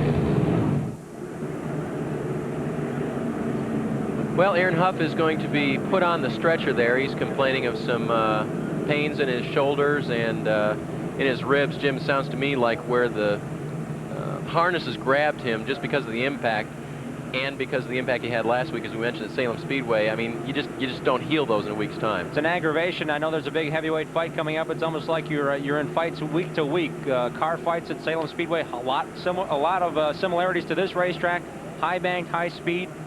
He was sore from that injury. He was in the engine compartment of the car during the engine change, really getting involved and maybe working a little bit harder than he should have with those injuries. And now you see that he's resting on the ground. They're going to get him up, get him in that ambulance and get a look over. And that's not the best situation to be in, as Aaron Huff is in the stretch as well as the rest of these ASA competitors in a week-to-week racing. This Friday we go back at it at Hawkeye Down Speedway on July 4th. Well, Sandy, we see the Huff family, his dad hanging around down there. What can you tell us? Well, everyone is with him, and he was able to move on his own. He was able to get up and sit down, although they wanted to hold his elbow. You know, Aaron and I were talking before the race. We were kind of trading injury stories. His back, you know, is black and blue, and I cracked a rib last week, and we were talking how painful these types of injuries are. He was a little bit nervous about getting back in the car tonight simply because the harness is so tight inside the cockpit of the car. He knew it would be bothering him to begin with, and he knew that it wouldn't take much for him to have more problems. And as you can see, they're giving him some oxygen. This is usually a precaution because, of course, it is hot down here on this track. Well, as Aaron Huff gets into the ambulance, we saw Steve Holzhausen return to the racetrack, his crew being able to not lose as many laps. And here the 93 car, Alec Pincino, has a relief driver in the car. You can see the white helmet, white suit, 0 on the side of the helmet. That's Tom Jones, who dropped out earlier from engine problems. Jonesy, credited with last place, has now climbed behind the wheel of the Trim Class, Mold Class Pontiac. He borrowed a motor a week ago from Alec Pincino to race at Indianapolis Raceway Park. He now filling in for Pincino, who currently is in the 23rd position. So Tom trying to put some laps in, get some more points for this team, and also get some track time for himself. Had some motor problems last week and again this week. Jonesy back on the track, a few laps down from the leader. That is still Kevin Sawinski. We will run away, and while Harold Fair and the rest hang in here, we'll be back in just a couple of minutes here at I-70 Speedway. Well, how's the view tonight? Well, you can see the I-70 sign from about 20 miles away if you're traveling east or west on that beautiful belt of highway. And it tells you to come on in here and see some great short track racing on the high banks of I-70. And every once in a while, you see something like this. Worst incident of the evening, and you see Aaron Hopp at about a 30-degree angle hard into the turn 4 wall. Then he drifts back to the inside, but the damage is already done, and his car then drifted back across the racetrack and stopped in turn 4. It took a while to get them out of the car. He is complaining of some soreness, and you see that car with a heavy impact in the right front of the 86 car. Well, they've gotten Aaron back out and into the infield care center, and Kevin Sawinski is going to take him back to green now as Rick Beebe and Gary St. Amant chase him down. All three of those cars elected not to fit on that last caution. We had a caution at lap 213, back to green at lap 226. So those three cars now have to be the rabbits, as it were, because Mike Garvey, Dave Sensible, Mike Miller, and Brad Loney all pitted. Those cars are directly behind for position. Brad Loney back in 7th with Mike Miller just ahead of him. The 32 of Smokestad runs in 20th position, about 8 laps off the pace. The 81 of Harold Fair is actually running in 8th position. You can say that. Brett Bell runs in 10th position now in the 56 car. Both those drivers 1 lap down. We do have 7 cars on lead lap. Harold Fair in that 8th spot. First car 1 lap down. Down the backstretch, Mike Garvey in the 8 car, that beautiful red, white, and blue paint scheme. He's usually running up front here at I-70, and he takes the 4th position now, trying to catch up with the 7 of Gary St. Amant, who holds down 3rd. He's the first car with those fresher tires. We see Gary St. Amant and Rick Beebe now trying to distance themselves from those guys, but it appears Gary St. Amant might have the quicker car at this point in the race. He's drifting up the racetrack, as is Rick Beebe. But those drivers last came down pit lane on lap 202, so they took on right side tires, and we'll see how those left sides last. Those Goodyear Eagle bias plies in turn 2. And Smokestad in the 32 running well out of the lead, but whatever they've done recently, getting that car back on the track, he is quick. Unfortunately, that has been the situation for a number of teams this year, including Scott Hansen, Mike Garvey last week at IRP. Cars that are good enough to run up front have problems that cost them laps. Smokestad had a Panhard bar adjustment that cost him a lap that came in under green, lost a lot of track position very early on, so he's trying to battle back and salvage a finish. Here goes St. Amant. He gets 2nd place now, dropping Beebe back to 3rd, and here comes Mike Garvey down to the inside. Well, he came up very quickly in that Metro Milwaukee Auto Auction number 8 car, and we see Garvey to the very inside. The sparks are flying because they did top off the fuel for this final run. Again, 68 laps now remain in this event. The Pontiac Excitement 300 and starting to heat up for that position. Dave Burns up at turn 4 this time. And Beebe with a real wide Pontiac coming off of there. He now gives away the inside line just a bit to Garvey. Garvey can't capitalize. Now he will, coming off of turn number 2. Mike Garvey goes into 3rd place, trying to chase down leader Sawinski in 2nd place, Gary St. Amant. Trouble. Dave Sensiba hard in the outside wall. Mike Miller and Sensiba perhaps getting together, and behind them, Mike Eddy. Old faithful Mike Eddy has a problem coming out of turn number 4 now, and that radiator is a geyser. Dave Sensible is running in the 7th position, make that 6th position. He and Mike Miller were battling for position. Oh boy. Look at Eddie's car. What a mess as he got hard into Junior Hanley right there at the tire barrier, Jim. And I'm sure all the water has come pouring out via the steam off the radiator. Radiator cap. And you can hear the crew now. That is Mike Eddy and his crew. Talking things over now, trying to assess the damage. Gentlemen there in the jean shirt is from K-Tech Engines. He thinks it's a better situation to keep that engine cool than maybe even shut it off. And Mike Eddy might take it behind the pit wall. Yes, he does. Now he takes the hard left-hand turn, and Mike Eddy will park it after 235 circuits.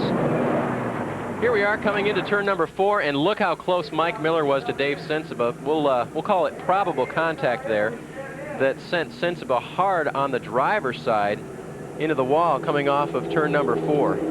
Pancake the left side pretty good there, and Mike Eddy did spin to avoid. And as they come into turn 3, take a look at the right hand and middle portion of your screen now, and yep, there was serious contact there. Mike Miller and Dave Sensiba both had just made pit stops, both equally fast, running for position. They make contact there. Mike Eddy spins to avoid, and Junior Hanley literally backs over the radiator cap of Eddy's 88 to bring out the steam. But thoughts and concerns are now with Dave Sensiba. This is also the 2nd car in 2 weeks his team will have to put back together. Here's another look down low, and Mike Miller had already tried to take the position from Sensiba. Sensiba trying to keep that position, came back into Miller, and you know, you hate to call him a racing incident every time, but Miller was really trying for a spot he thought he should have, and Sensiba was trying to protect one. Get another look at it right here. This will show you that Sensiba's already sideways and still on the gas pedal. He and Mike Miller made contact. Miller was technically in Sensiba's blind spot. That may not have given him position on the racetrack. But as Sensiba came off of turn number 3 or into that corner, he did surrender the inside line going into the turn. And then Junior Hanley popping the top on the... Take one more look and we'll see as they come off of turn number 2 here, Dave. Into turn number 3 now. Miller's on the inside, Sensiba on the outside. They make contact. Simultaneous, is that the word to use? They were both racing for that spot. Two guys that don't like to be anywhere but up front, and after a quick pit stop and fresh right side rubber, Dave Sensiba in the 6 car and Mike Miller in the 18, both who had proven they were good enough to be up front tonight and possibly win, were going for that spot. And now you can see Sensiba has been taken from the car, but he looks a bit shaken up. Sandy's made her way down to the Mike Eddy pit. Sandy, a lot of steam coming out of that 88 car. Oh, you got that right. Mike, from your vantage point, what happened out there? Well, you could see the 18 car and the 6 car running into the wall there, and I just got hit in the back. That's it. Yeah, that's about it, you know, and then I was sitting there, and Junior knocked the radiator cap off. Do you think they can get this back out here, Mike? I didn't hear you. You think you can get it back out on the track? We'll see. We're trying. A man of few words, Mike Eddy. Still trying to manage a smile through this all. Mike Eddy, unfortunately, again, suffering through some problems. Last year, 8 DNFs. This year, trying to put it back together. His highest finish of the year was 11th at Auburn. Backed it up with a 2nd and 3rd place finish. That will not be where he ends his night tonight. Well, the wrecker attending to Dave Sensiba, and this is what's going on in Mike Eddy's pit as K-Tech engineers and Good Wrench service crews take to the front end of the 88 car. He'll be done, but we're not. Come back. Well, the yellow flag has waved 5 times tonight here at I-70 Speedway. Certainly not close to any kind of a record. But that one is record for sure. Dave Sensiba's number 6 Grand Prix hit the outside wall pretty hard. And Dave limped away. Certainly conscious and with us, but complaining of a little bit of soreness 2 weeks in a row now. The last week's hit really didn't hurt Dave all that bad, but this one, Jim, right on the driver's side, there you can see all the paint knocked off. That was a pretty flush hit. This team has 2 race cars. We see crew chief Patrick Hauser checking out the toe-in, toe-out. The car that they had last weekend is, I believe, at the chassis shop. This car here will have to be put back together if it's the lesser of the 2 damaged to run at the Hawkeye Downs, Kaukauna this coming Friday. That's right. They've got a short week. Sandy, do you have more? Well, they were telling me that Dave did feel like he was hurting a little bit, but he was convinced that they should try to fix the car because he wanted to get right back out there on the track. They do not want to lose any more points than they have already. We mentioned at the top of the show he's gone from 2nd to 4th, Jim, and this was a team that was riding high. Completed all the laps, had finished 8th, was the worst finish at Auburn Speedway. Had a podium finish at Berlin Raceway's home track where he was on the pole position, won the pole position, so things were seriously looking up. Early in the race, got spun from behind at IRP, backed into Ray Skillman's car enough to damage the car beyond repair. They put this car together. They had to change the motor and the transmission on this car this week. Not to mention the heavy rainstorms knocked out their little canopy that's covering the pit area. These guys are cooking in the hot sun this afternoon trying to get this car to go fast. There you can see the fiberglass bodies of the ASA cars. They come in about 12 parts, cost about $2,500, and the PBR on this car is, well, going to be at about 70%. That's the 70. That's the percentage of body parts remaining. But the problem is Dave's probably not going to be able to race it because that thing hit so hard and it's knocked all out of kilter as we've got 1 lap to go, left to green. Kevin Sawinski, Gary St. Amant, Mike Garvey, Rick Beebe, Brad Loney, Mike Miller, the top 6, Bob Seneker. 1 lap down in 7th, Harold Fair, Brett Bell, Brandon Sperling, and Tim Sauter are running right behind. Then 2 laps down is Joe Knott and Mike Coper. Good run for him in 13th. Jack Landis, Junior Hanley, and Doug Mayer on up the top 15. And they're getting excited now for the next throw of the green. Maybe their man, Rick Beebe in the 23 car, can come up from 4th and take the point. He's going to have to get around Kevin Sawinski in the 1, Gary St. Amant in the 7, and the red, white, and blue number 8 of Mike Garvey. We're back to green.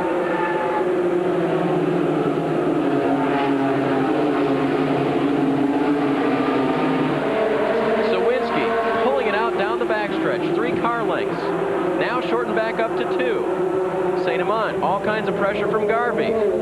Flashing by the start-finish line, about 122 miles per hour. Average speeds out here, 116. 56 laps remaining for Kevin Sawinski. Keep in mind, Mike Garvey has fresher right side tires on that Metro Milwaukee Auto Auction Wisconsin Aviation Pontiac. If he can hold on there, he got a little bit sideways. Gary St. Amant, Kevin Sawinski, older left side tires may play a factor here. Sawinski definitely will lead the most laps in this event. The 5th event this year, he's done so. Brad Loney in the 33 holds down 4th, not for long. Mike Miller, who just got into that shunt with Dave Sensiba, is now trying to take it over. Miller will be credited with 3rd as he takes him off to turn number 2. Tight squeeze with Carroll Adamy on the very bottom of the racetrack. Mike Miller had to make the move, or he might have had 5 more laps to try to get back around Brad Loney's 33. Loney back to 5th now. His best finish, a runner-up this year at Tri-City. Here's 2nd place. St. Amant has it, and Garvey tried to get him on the outside that time, Jim.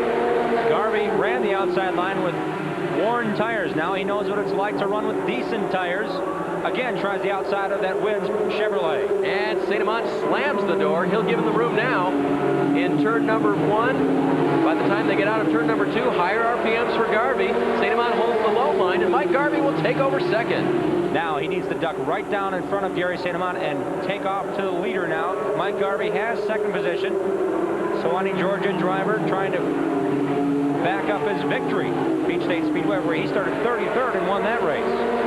Garvey tonight starting a bit further up on the grid. He was all the way up in 4th starting position, so didn't have as far to go. But when you've got long races like the AC-Delco Challenge Series does, 300 laps here tonight, you go back, you come up, and you've got to work through a lot of traffic if you're going to come home the winner. Carroll Adamy has just pulled his Chevrolet behind the wall. Mike Hofer just came in for an unscheduled stop. He was running in the 13th position, was the Black & Decker Versapack driver. He has some severe front end damage and also is going down laps now to the leaders. Well, it was hot earlier today here. It's cooled off up here in the booth, but action really heating up now as Kevin Sawinski feels all kinds of pressure from Garvey, and Gary St. Amant in 3rd is getting all kinds of heat from Mike Miller. Back up front, Sawinski, Garvey at the stripe. These are the only 2 leaders of the race, and Garvey has led just 3 laps thus far, 253 in. Sawinski doesn't want to give it up just yet. Down the backstretch, sideways is Garvey. They come together going into turn number 3. Garvey backs off. They give each other room. Out of turn number 4, the leader is still Sawinski.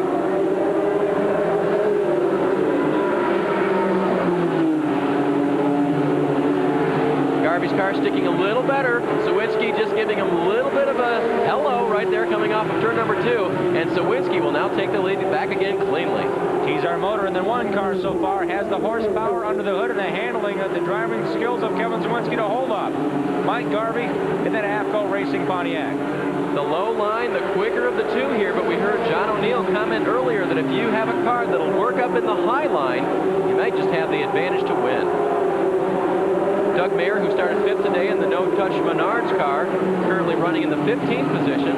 Good run for Doug, even though he dropped all the way back and off the lead lap, Jim. He qualified 5th and is certainly putting in some laps here, getting experience in his rookie season. Mike Miller has gotten around Gary St. Amant for 3rd now in the 18 car. Look at him come working on Mike Garvey as they cross the stripe, completing lap number 257. As they worked around Doug Mayer, they were a little bit tentative, and as that happened, Mike Miller squirted right on by Mayer without incident, closed up a 10-car length gap to now be at the rear bumper of the Pontiac of Mike Garvey in that beautifully colored number 8. And a good look there at Kevin Sawinski. He's piloting that black and yellow number 1. His fans dressed the same way. They're called the Bumblebees. They're cheering like crazy here. The other guy they're really cheering for is Rick Beebe. Also drives a yellow car, and he's back in 6th place right now. Getting by Jack Landis, 5 laps down to the leaders in that Maisto Ford. Makes room for the leaders getting into turn number 1. Dave Sensiba cracked the wall hard coming into turn number 4. Sandy Heng has an update. Well, he's out of the ambulance now, and he's got an ice pack on his left elbow. He's watching his crew as they try to get this car back out in the field. Not much more to do there than just sit and watch and have a bag of ice. Is that smoke from Mike Miller? One final thought on Dave Sensiba. He is also disappointed about the work ahead. We mentioned Friday night in Kokona, Wisconsin International Raceways, where the AC-Delco Challenge Series travels next with the Wisconsin 300. It's Saturday now. Friday's going to come all too quickly, and Mike Miller is smoking down the 18. Really heavy as he backs off going into the turns, which might indicate a number of different things. Perhaps just a simple leak on the, maybe on the, I can't even say it now, maybe on the covers, the valve covers, but getting worse now for Mike Miller. Remember, they changed the motor last night in the parking lot of the hotel and really had everything sealed up here today. No problems until now. And the smoke out of the center of the rear of the car does usually mean power plant. It's now smoking all the way around the racetrack of the Uniseal AFC 1000 Pontiac. Now it starts to billow down the backstretch. And of course, other drivers are going to be reporting that, and ASA obviously can see this, and they're going to wait as long as they can before they have to bring Mike Miller in with a black flag. But Jim, we've got still just about 40 laps to go. Actually, now 36. That's a long way for Mike Miller to go out there with all that smoke. He continues to run in the third position. He came awfully quick up to the backside of Mike Garvey, but as soon as that smoke started, there went the horsepower down the straightaways. He continues to lose to the leaders, hanging on to that third position there as we check the interval back. And it is now coming out of the right side of the car, but I still believe it's under the hood that the problem has started, and it may be just a time bomb waiting to go.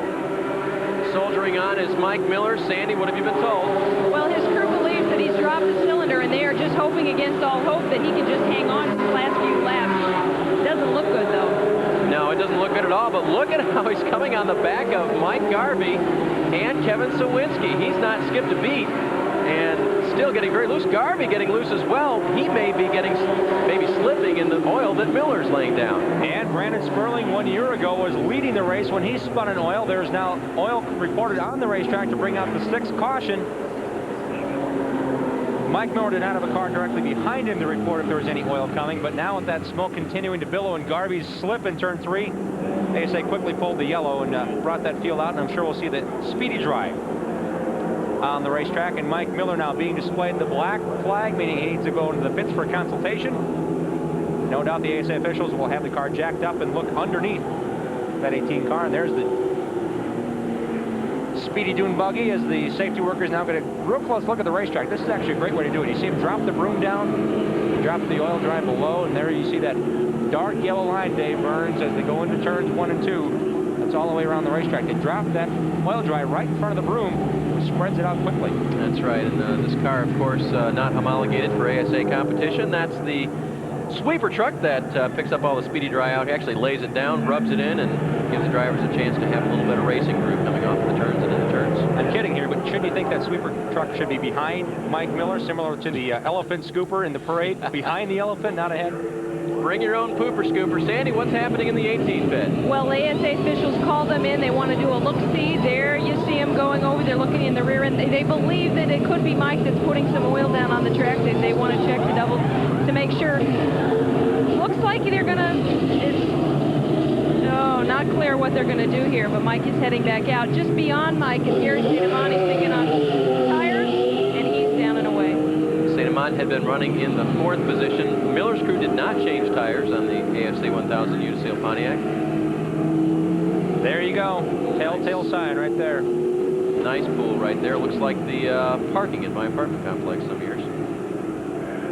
Carl Highland stands about 6'3". If his shoes were big enough, maybe he'd want to stand over that puddle so the officials couldn't quite see it. You're not going to cover that up, but Mike Miller's definitely going to try to find a way back on here. He was running 3rd before they had to bring him in. Mayer was running 15th, having a good night.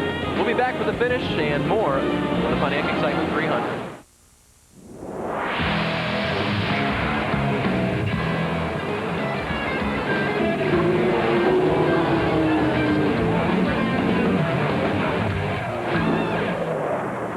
Thank you, Bo. You the man. This guy is the man for Mike Miller, Carl Highland, the crew chief, and Sandy Heng is standing somewhere nearby. Sandy, what's going on? Well, they think they've got a leak in the oil pan. Originally, they thought maybe Sensiba might have tangled with them just briefly, but they're not blaming Sensiba. They think it's just a leak in the oil pan. Here he comes back in. They've ripped the hood off there, which is a darn shame because it has the Uniseal sponsorship plastered all over it. Unlike your passenger car, the oil pan underneath this car is simply a short-term reservoir. There's an oil tank holding up to 12 to 14 quarts of oil behind the driver's compartment in a big holding tank. They run braided oil lines up that get very hot to the engine. What that does, those lines, as well as the amount of oil, helps the oil stay cool. They cannot keep the oil in the belly pan of the engine. These engines are set down in the chassis, very thin oil pan. Some teams go with aluminum oil pan to save that 1 or 2 pounds. With this racetrack being as abrasive as it is, Dave Burns, maybe he did scoot one too many times over the bumps and may have caused a small leak. those of you keeping score, that is called a dry sump system, and that is mandatory on all ASA cars and in most of stock car racing, so that, as Jim mentioned, when you have a problem underneath there, you don't dump the entire lot all over the place. And one other thing they've got underneath that car, Jim, that I thought was really interesting last year when Mike Miller gave me a tour underneath there, is they've used copper tubing to go from the tank into the motor, because you use copper tubing on your refrigerator along with the refrigerant it uses the air temperature to actually cool things down. So Mike's theory, again, the engineer that he is, tends to think that he's going to keep it just a bit cooler if he uses copper tubing instead of the braided wire. So you're saying the hot or the cold dissipates through the copper rather than staying in the line? The air helps, cools down the copper and makes it cooler in there. So Mike Miller can probably fix your refrigerator as well as his ASA car, and Carl Senning get this thing back out there. Let's not lose a lap, and he's not happy. Well, Mike Miller had the point lead after the initial race win of the year, obviously. Then he dropped to 11th in points after his 31st place finish with axle problems. He has made a steady climb in points. Mike Miller in that 18 car is back to 3rd in points heading into this race. Unfortunately, with this extended pit stop, yes, laps do count under caution.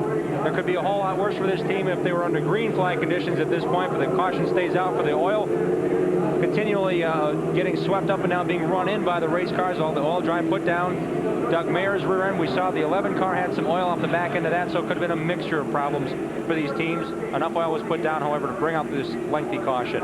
Well, Jim, we can see that there's Chris Hyland, Carl's son there, and Carl is devastated. It's not that Carl's a hothead. He is extremely competitive and would do anything to get Mike Miller out there and for a win, but they've had to, it looks like, maybe shut the operation down, and now they're going to send it back out. Well, as Mike Miller tries to get things sorted out in the AFC 1000 Uniseal pit, we will sort things out and take a little break here, come back for the rest of the Pontiac Excitement 300 here at the I-70 Speedway. Your leader is still Kevin Sawinski.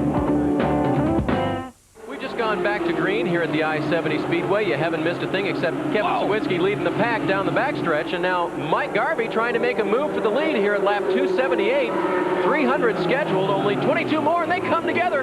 Sawinski very high trying to save it. He does so, and Brad Loney's going to come up and try to grab second. 1 lap ago, Sawinski went high into turn number 3. I wonder if he has a tire problem. He's unable to hold the inside line because Loney's there, but as he went into turn number 1, his car went high again. He and Garvey made slight contact, but I'm wondering if there's a problem with Sawinski's number 1 car here. Sawinski trying to power back on the outside now. Meanwhile, Brad Loney, who loves this track and has done well here in the past, takes over second in the Bun Saver Pontiac. Mike Garvey is your new leader up there in the red, white, and blue number 8. And he has the point for the second time tonight. Led a few laps early on after he passed Kevin Sawinski in traffic. Now he has reassumed the lead in a powerful way after coming together in turn 2 with Kevin Sawinski. There were some tire puncture problems at IRB, Indianapolis Raceway Park. A heavy rainstorm. There were a couple of cautions, some debris on the racetrack that they couldn't even see with the naked eye. Caused some tire punctures. Mike Garvey lost laps. He lost a lap, well, lost a tire actually due to a puncture while going for the lead. Here at this racetrack, Kevin Sawinski under those caution laps, circling the first car in line, may have had something get onto that tread of that Goodyear tire. Mike Miller had a great run going. He was going to be a factor at the finish of this race, and it didn't happen that way. Sandy standing by with him. What's going on there? What was going on, Michael? I can't hear you, Sandy. What was going on there with Carl and the ASA officials? We had an oil leak, and he thought that we had it stopped, and apparently we didn't. This is a very difficult way to win the championship, I know that. Better believe it, Mike, and you know as well as we do that consistency is going to win the championship this year. Mike Garvey started the season a bit late as far as the driver is concerned. Matt Kenseth had the ride earlier this year, so they probably aren't going to be a factor. They're in 20th place, Garvey is. Keep in mind, car owner points, however, do transfer to the owner regardless of the driver. Jerry Gunman, the All-Star Racing Team, very much in the hunt there. That's right, and he gets the check, doesn't he? Yes, he does. Okay, we'll keep our eye on the 8 car. He may yet be a factor. They were 9th in owner's points, and as we mentioned, Garvey 20th in driver points heading into this one. Garvey in search of his second win this season. Last race, he was 17th in the finish, 2 laps down. The team was bitterly disappointed because of the car he had was good enough for a top 3 finish. Loney in the Bun Saver number 33, probably not a contender for the championship, as he runs well out of the top 10 and is not going to be up there at the podium. We're suspecting right there is Brad Loney, but the 1 car right behind him, he wants to be. In fact, that is a big thing on their priority list. Not quite as big as winning races, according to car owner Scott Lefevre, but Kevin Sawinski in the 1 car definitely wants to finish up high every time and try to keep that consistency going. Maloney has 1 victory to his credit, but as he's running there in second, we see a great battle shaping up now. Dave Burns for 4th. Rick Beebe's got the spot in the 23 car. Gary St. Amant pressuring him to try to take it away. Both of those cars have been strong tonight and running up front. Beebe hasn't quite shown the muster yet to get up and lead this thing. He certainly would like to in front of his hometown fans. Right in front of him, Scott Hansen in the 52 car, many laps down. He runs 19th currently, getting underneath Joe Knott. Same story there. Not currently being credited with 11th place. He is about 5 laps off the pace. He just joined us. Kevin Sawinski really made quickly his way through the field by halfway. I believe there were 7 cars remaining on lead lap. He now on this last restart has given up the top 2 positions. His car drifted high again and lost first and second to Mike Garvey. Now Brad Loney runs second. In third is Sawinski. Fourth is Rick Beebe. Fifth is Gary St. Amant. Those are the only cars on lead lap at this point, late in the race. Cars off of lead lap. Sineker runs in 5th. The 7th car is Harold Fair. Brandon Sperling runs in 8th. Brett Bell is in 9th. And Tim Sauter currently holding down the 10th spot. 8.5 laps remain for Mike Garvey. Team came in twice for pit stops. Garvey shared seat time in the 23 car a year ago with Rick Beebe. Both these drivers have had great runs at I-70 Speedway. This is still your battle for 4th. Rick Beebe in the 23 car and Gary St. Amant in the 7. Making their way back into turn number 1 on the low side of these high banks, 28 degrees in the turns. Down the dog leg back straightaway, back into turn number 3, same story on the low side. Wanting to keep these cars very low as St. Amant really pressuring Beebe now for 4th.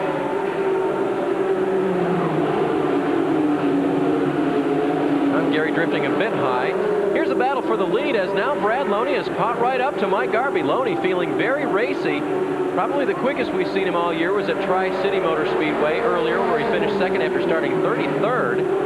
I guess we should check, Jim, and see if Brad started 33rd tonight, because whenever he does, he seems to do well, like he did when he won at Toledo. 5 laps remaining. Loney started 12th on the grid, and he did close to the backside of Garvey's car. In this portion of the race, 5 laps to go, there's an unwritten rule. If you need to pass me, I'm going to do everything I can to keep you behind me. Garvey, now running the middle of the racetrack, has actually pulled out to a 2-car length bulge on Loney. And Garvey can't quite hold it down to the very bottom groove. He gets just a little bit loose going into the turns, but looks pretty darn solid, and Loney just has not been able to move up and close the gap. Loney's tire changer, Matt McGavery, just gave, he and his wife just had a baby boy on Tuesday. He and James and Mom are sitting at home watching, and they would like nothing better than a victory for that 33 team. Jody, hang on, because Brad's going to have to pass the 8 car of Mike Garvey. They're coming into just a little bit of traffic now. He has to get around Doug Mayer here with 2 laps to go, this time by. Kevin Sawinski now dropped back to 3rd. Does not look like he's going to be able to contest for that win. Sparks still flying under the 1 car. The leaders, here's Sawinski in 3rd. And trouble on the front straightaway now. Mike sideways. Wow, he almost came right across the racetrack there, Dave. That damage was from an earlier incident. While we're in 13th, he came down pit lane. And we're still under green. No yellow flag. The green is still out. And Mike Garvey's coming around. And it looks like he's going to be credited with the win. Here comes Garvey.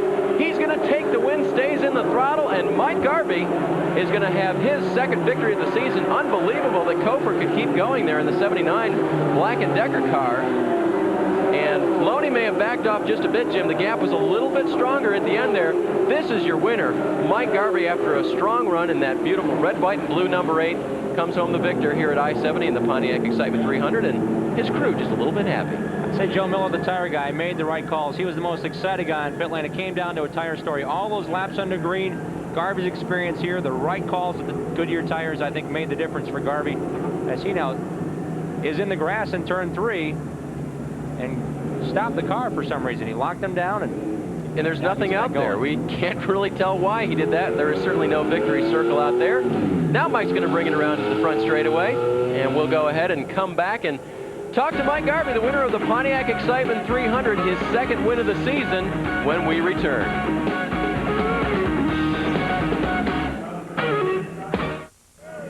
Well, we started the Pontiac Excitement 300 under questionable skies, and things really cleared up for this guy. That's Mike Garvey, and Sandy standing by. What a tremendous race. It seemed like there for a while you were a little loose, you were fighting the car, but you pulled it all off. Yeah, the crew did a great job. They worked on the car. We were a little loose to start with, blistered a tire. I mean, they made the right call at the end. I think we just out-tired Kevin. Kevin Sawinski was awful fast. I mean, he was fast all day long. I hated we bumped down there a little bit.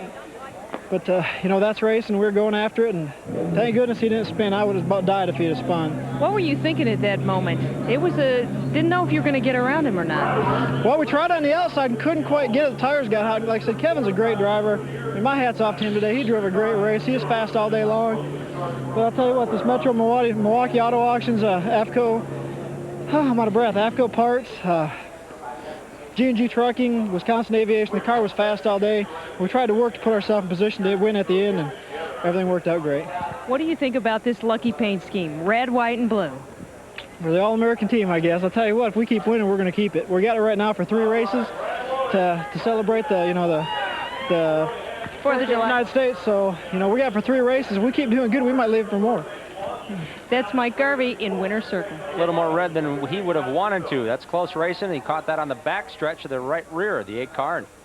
That's not part of the paint scheme, was it? No. Not a bit. But if it's a winning paint scheme, maybe I'll leave it on when we go to Wisconsin International Raceway this Friday night, July 4th, under the lights. Join us there if you're in the Wisconsin area, or drive up. It's a great facility.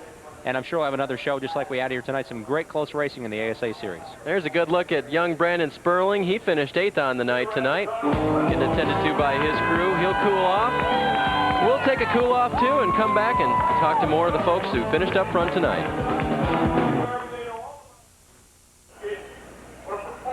Well, we told you at the beginning of the evening that the ride here at I-70 might be a bit bumpy, and certainly was near the end of the race here, as Mike Garvey was getting ready to take the checkered flag and get things wrapped up on his end. Mike Kofer was seeing the wall again, Jim. We got a little confused here because the white flag was about to be displayed, and Kofer goes around. Tim Sauter right behind him, and as Kofer goes down the front stretch, Roger Slack had the white and checkered flags together, signifying to the field 2 laps to go, but he was almost ready to pull the caution. Kofer nearly gets up in traffic here as these guys are hard on the gas pedal. Kofer did save the car, no damage done in this incident, and continues on, but it was quite a scare for the lead lap guys, including Gary St. Amand, who ends up 5th today. There's Mike Kofer getting a breather now. And as he was getting turned back around and had the car righted, and Kofer actually ended up finishing down in the 15th position, a good finish for him. Brad Loney was up finishing 2nd. That's his best finish here at I-70, Sandy. Well, look at Brad Loney's left front fender. There's no question he earned this 2nd place spot. Tell us where this came from. I saw it happen, but from your perspective. Well, actually, it had a great deal to do with what was happening on pit road. This is a narrow pit road, and the guys on the Bun Saver Hunter Specialties Flex Steel Furniture team did a great job getting me out early, and getting out early. Some of the lead cars down at the other end are still doing tire changes and didn't leave as much room in between the wall and Scott Hansen. We caught a little bit of the front of Scott early on. But you muscled your way out slowly. Throughout the race, you were elbowing people, slowly passing cars, just sneaking up on people right and left. Was that part of your strategy? What was your strategy? Yeah, really, I planned on the guys allowing me a little bit of makeup time in the pits. Like I said, they did a great job and gave me a good car. And there were a few mistakes that some of the guys running up front early made, pushing a little bit hard and took out a couple of good cars and left the door open to create some opportunities for us. And, you know, at the end there, it was just, we had a great car and just had a few laps. Well, when we were talking on the starting grid, it seemed like you were a little bit unsure about the setup at the car at that point, and you didn't know what was going to happen here. Knowing what you know now, did you go for the right setup at the very beginning? Yeah, absolutely. I think we did. I think we sacrificed a little bit of time in practice for our qualifying and traded it off for the race setup, and the car came right to us. That's Brad Loney here with the 2nd place finish.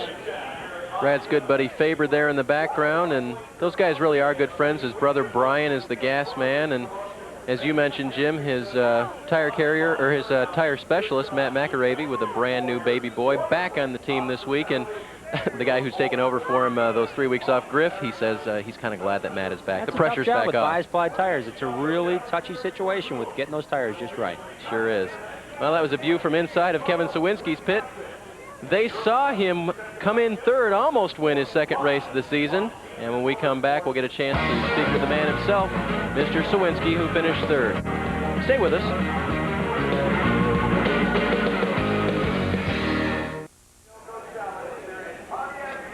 There's Mike Garvey and the whole All-Star Racing crew in Victory Lane. Car owner Jerry Gunderman hanging on to the trophy there.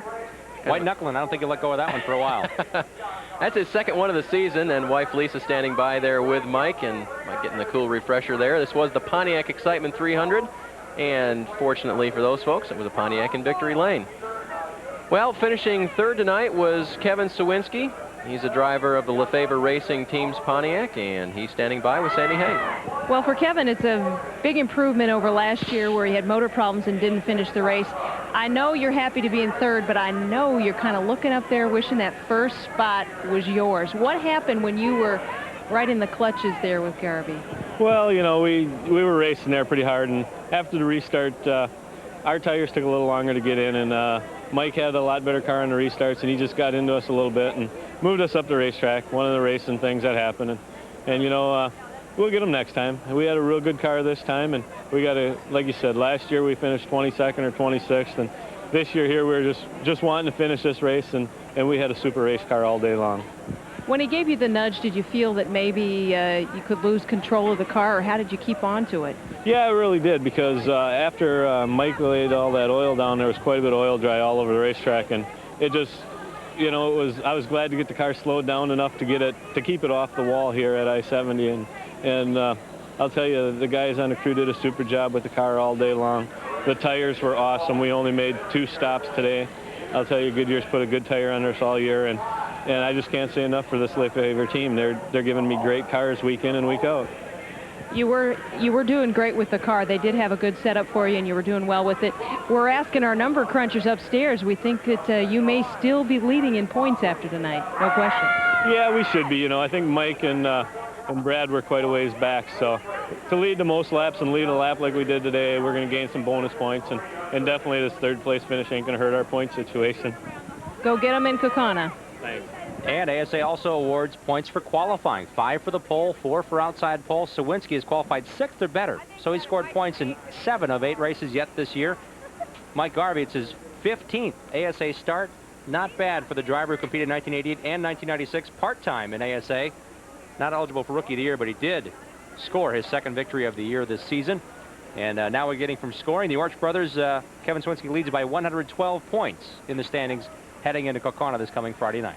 So he gained, I believe that'll be 32 points on everybody, and quite a nice jump for Mr. Sawinski. We're going to give you a finishing order of all of your favorites here tonight when we come back to the I-70 Speedway. Just a couple more things to do, and one of those things will be a full field rundown. Stay tuned. Victory Lane, Mike Garvey there in the center with Miss Wins, Lisa Dickinson. And to your right, Brad Loney finished 2nd tonight. And to your left, Kevin Sawinski, the 3rd place finisher. And we've talked to all of them. Perhaps you're wondering where your favorites finished.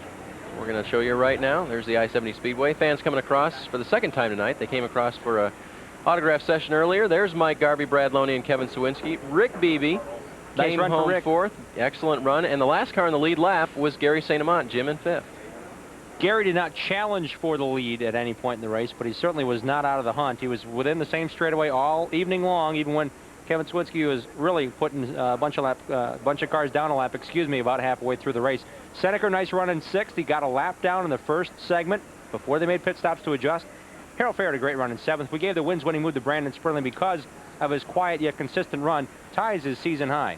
Finish. And he ran well here a couple of years ago, Jim, before he got knocked out in a little racing incident. So Brandon likes this place a lot. Brett Bell, great finish in 9th. Thank you, Brett Bell. Had a great night and good luck. First top 10 of the year. Fantastic. That's great. And Tim Sauter, after having real flames last week at IRP, now they just have awesome orange flames on the paint scheme. He comes home finishing 10th. And that's his best finish since the season opener at Kenley when he was 9th at the end, 10th here tonight. Joe Knott soldiers home after hitting a tire on pit lane to finish 11th. Junior Hanley after a couple of spins, 12th. Jack Landis quiet night again. In 13th, Ted Smokestad going down laps early, finishing 14th, and Mike Cover, even with that second to the last lap spin in the 79 car, finishing 15th. And out of 29 starters, Steve Holtzhausen finished 16th. Had that axle problem. Tom Jones jumped in the 93 car, so we'll credit both those drivers for 17th spot. Hansen had those problems again with that incident on pit lane with the 33 of Loney. Mike Miller will finish up 19th. Disappointing run there as he was almost to the point where he was challenging for the lead, and Steve Carlson rounds out the top 20. Big disappointment for Carlson now. Probably still leads the rookie points. Doug Mayer comes home 21st after starting 5th. A good night for him. Sensiba, after that hard wreck, finishing 27th. Jeff Neal soldiering on for Dr. Conley in the 23rd position. Mike Eddy with that accident in turn 4, finishing 24th. And Aaron Huff with a hard hit coming out of turn number 4. He's okay, but he's going to come home only 25th best. And the final 4 cars, you see Carroll Adamy, Bill Baird, Billy Turner, and Tom Jones rounding out this field here again. All these guys packing up, getting the cars ready for this Friday night, July 4th, under the lights of Wisconsin International Raceway. So the circus tents move on, and a lot of work ahead for guys like Dave Sensiba and Mike Kofer to get their cars back together for the next AC-Delco Challenge Series event. And certain drivers have a following everywhere they go. There's one of them. Around here, they wear T-shirts that say Rocket Rick Beebe. And the Rocket Man is down here. He's signing autographs for young fans. What a great race. You know, I saw you on that pit stop. A real tough luck there. You got blocked in. That may have cost you a few spots. What were you thinking? Well, actually, the pit stops really weren't hurting us too bad. We had some pretty good ones. Our second stop when we got lefts was good, but about lap 150, the left upper control arm bolt fell out, and the car was just darting all over the racetrack, and I didn't know what was going to break. I was hanging on and waiting to hit the wall, really, and luckily the other bolt held on, and the left front wheel was wobbling real bad, and it was a handful. I felt like I ran about 500 laps tonight. Even with that handful, you managed to be so successful tonight. What is the secret of this racetrack where someone like you can just hang on? Well, actually, I-70, luckily with the bank it's gotten at, when you got a problem like that, it's not so bad because it helps the car a little bit, kind of crutches the car, but it's good until something breaks as fast as you're going, and then you end up hitting the concrete pretty hard. So I'm glad that thing hung on. I was glad to see the checkered flag tonight. Well, an amazing finish for you. Congratulations. Thank you very much. Not too shabby, Rick Beebe, after having a very strong car last week. Those guys on the Hodges Motorsports team ought to be very proud coming home with a 4th place tonight. And who knows, Jim? I mean, strange things happen at Kaukauna. That could be Rick's track. Well, the racetrack itself does play out. It's got long sweeping straightaways. It is not a conventionally shaped oval here. We had a dogleg tonight at I-70. Going into that race, Wisconsin teams had somewhat of an advantage, but I think that's going to be changing. We saw Tony Raines win the inaugural race there in the Baker Motorsports team running road race brakes in the car. So brakes will be a concern next weekend. That same team had a brake problem tonight, and Steve Carlson dropped back to 20th at the finish. Jim mentioned earlier the Orch brothers doing a points rundown for us, and usually they give us more information than that. There we go. Craig Miller and Todd Miller working together on that. Kevin Sawinski at 14:34. 13:22 for Gary St. Amant, so he is just about 112 back, as was mentioned before. 247 back is Mike Miller. Dave Sensiba is still 4th. Hopefully he will heal quickly. He's one of 2 full-time guys in the shop, so he'll have to gobble that up. 275 back from the lead. And just 5 points behind is Rick Beebe, now in 5th. So good run for Beebe, climbing into the top 5. That team now finally hitting some stride. Here's 6 through 10. Scott Hansen in 6th place. Not bad considering the kind of up and down year he's had. Steve Carlson in 7th now. Again, the leading rookie at 11:09. Real close for 8th now. Harold Fair, again, having a consistent year. 9th and 10th, Bob Sineker and Joe Knott. There are your points. There's Carl Hyland. Carl's smiling now, folks, but oh, he was a hurting puppy earlier. He'll go home, get it together, and come back next week. Good things happening when you've got Pontiac Excitement and 300 laps worth of it at the I-70 Speedway. And you've seen it here tonight. The AC-Delco Challenge Series once again giving a blockbuster performance. Mike Garvey coming home the winner. He was best of all of them. Brad Loney coming home in 2nd, and Kevin Sawinski rounding out the top 3. And a guy who we think did a pretty good job tonight, Brandon Sperling, in the Blizzard Motorsports number 51. There's that car right there. Brandon brought that car home in 8th place, and for that, Jim, we're going to give him the wins-winning move. Nice run for that team, and as we mentioned, the Blizzard Motorsports team looking for sponsorship, but he had a very consistent run throughout the night tonight. And if I could just spend another minute here, it's a great rookie battle now. 55 car of Tim Sauter made up 39 points on the 87 of Steve Carlson. It's now a 114-point difference in the battle for the Rookie of the Year heading into Kaukauna. Two-way communications equipment for the AC-Delco Challenge Series is provided by Racing Electronics, the official communications company of the American Speed Association. ASA Racing is produced for television by Silver Fox Sports, Charlotte, North Carolina. For Jim Trado and Sandy Heng, this is Dave Burns saying we'll see you next time here on your local network for the AC-Delco Challenge Series racing action. Again, tonight's winner is Mike Garvey. In the 8 car, he did it in style here at I-70.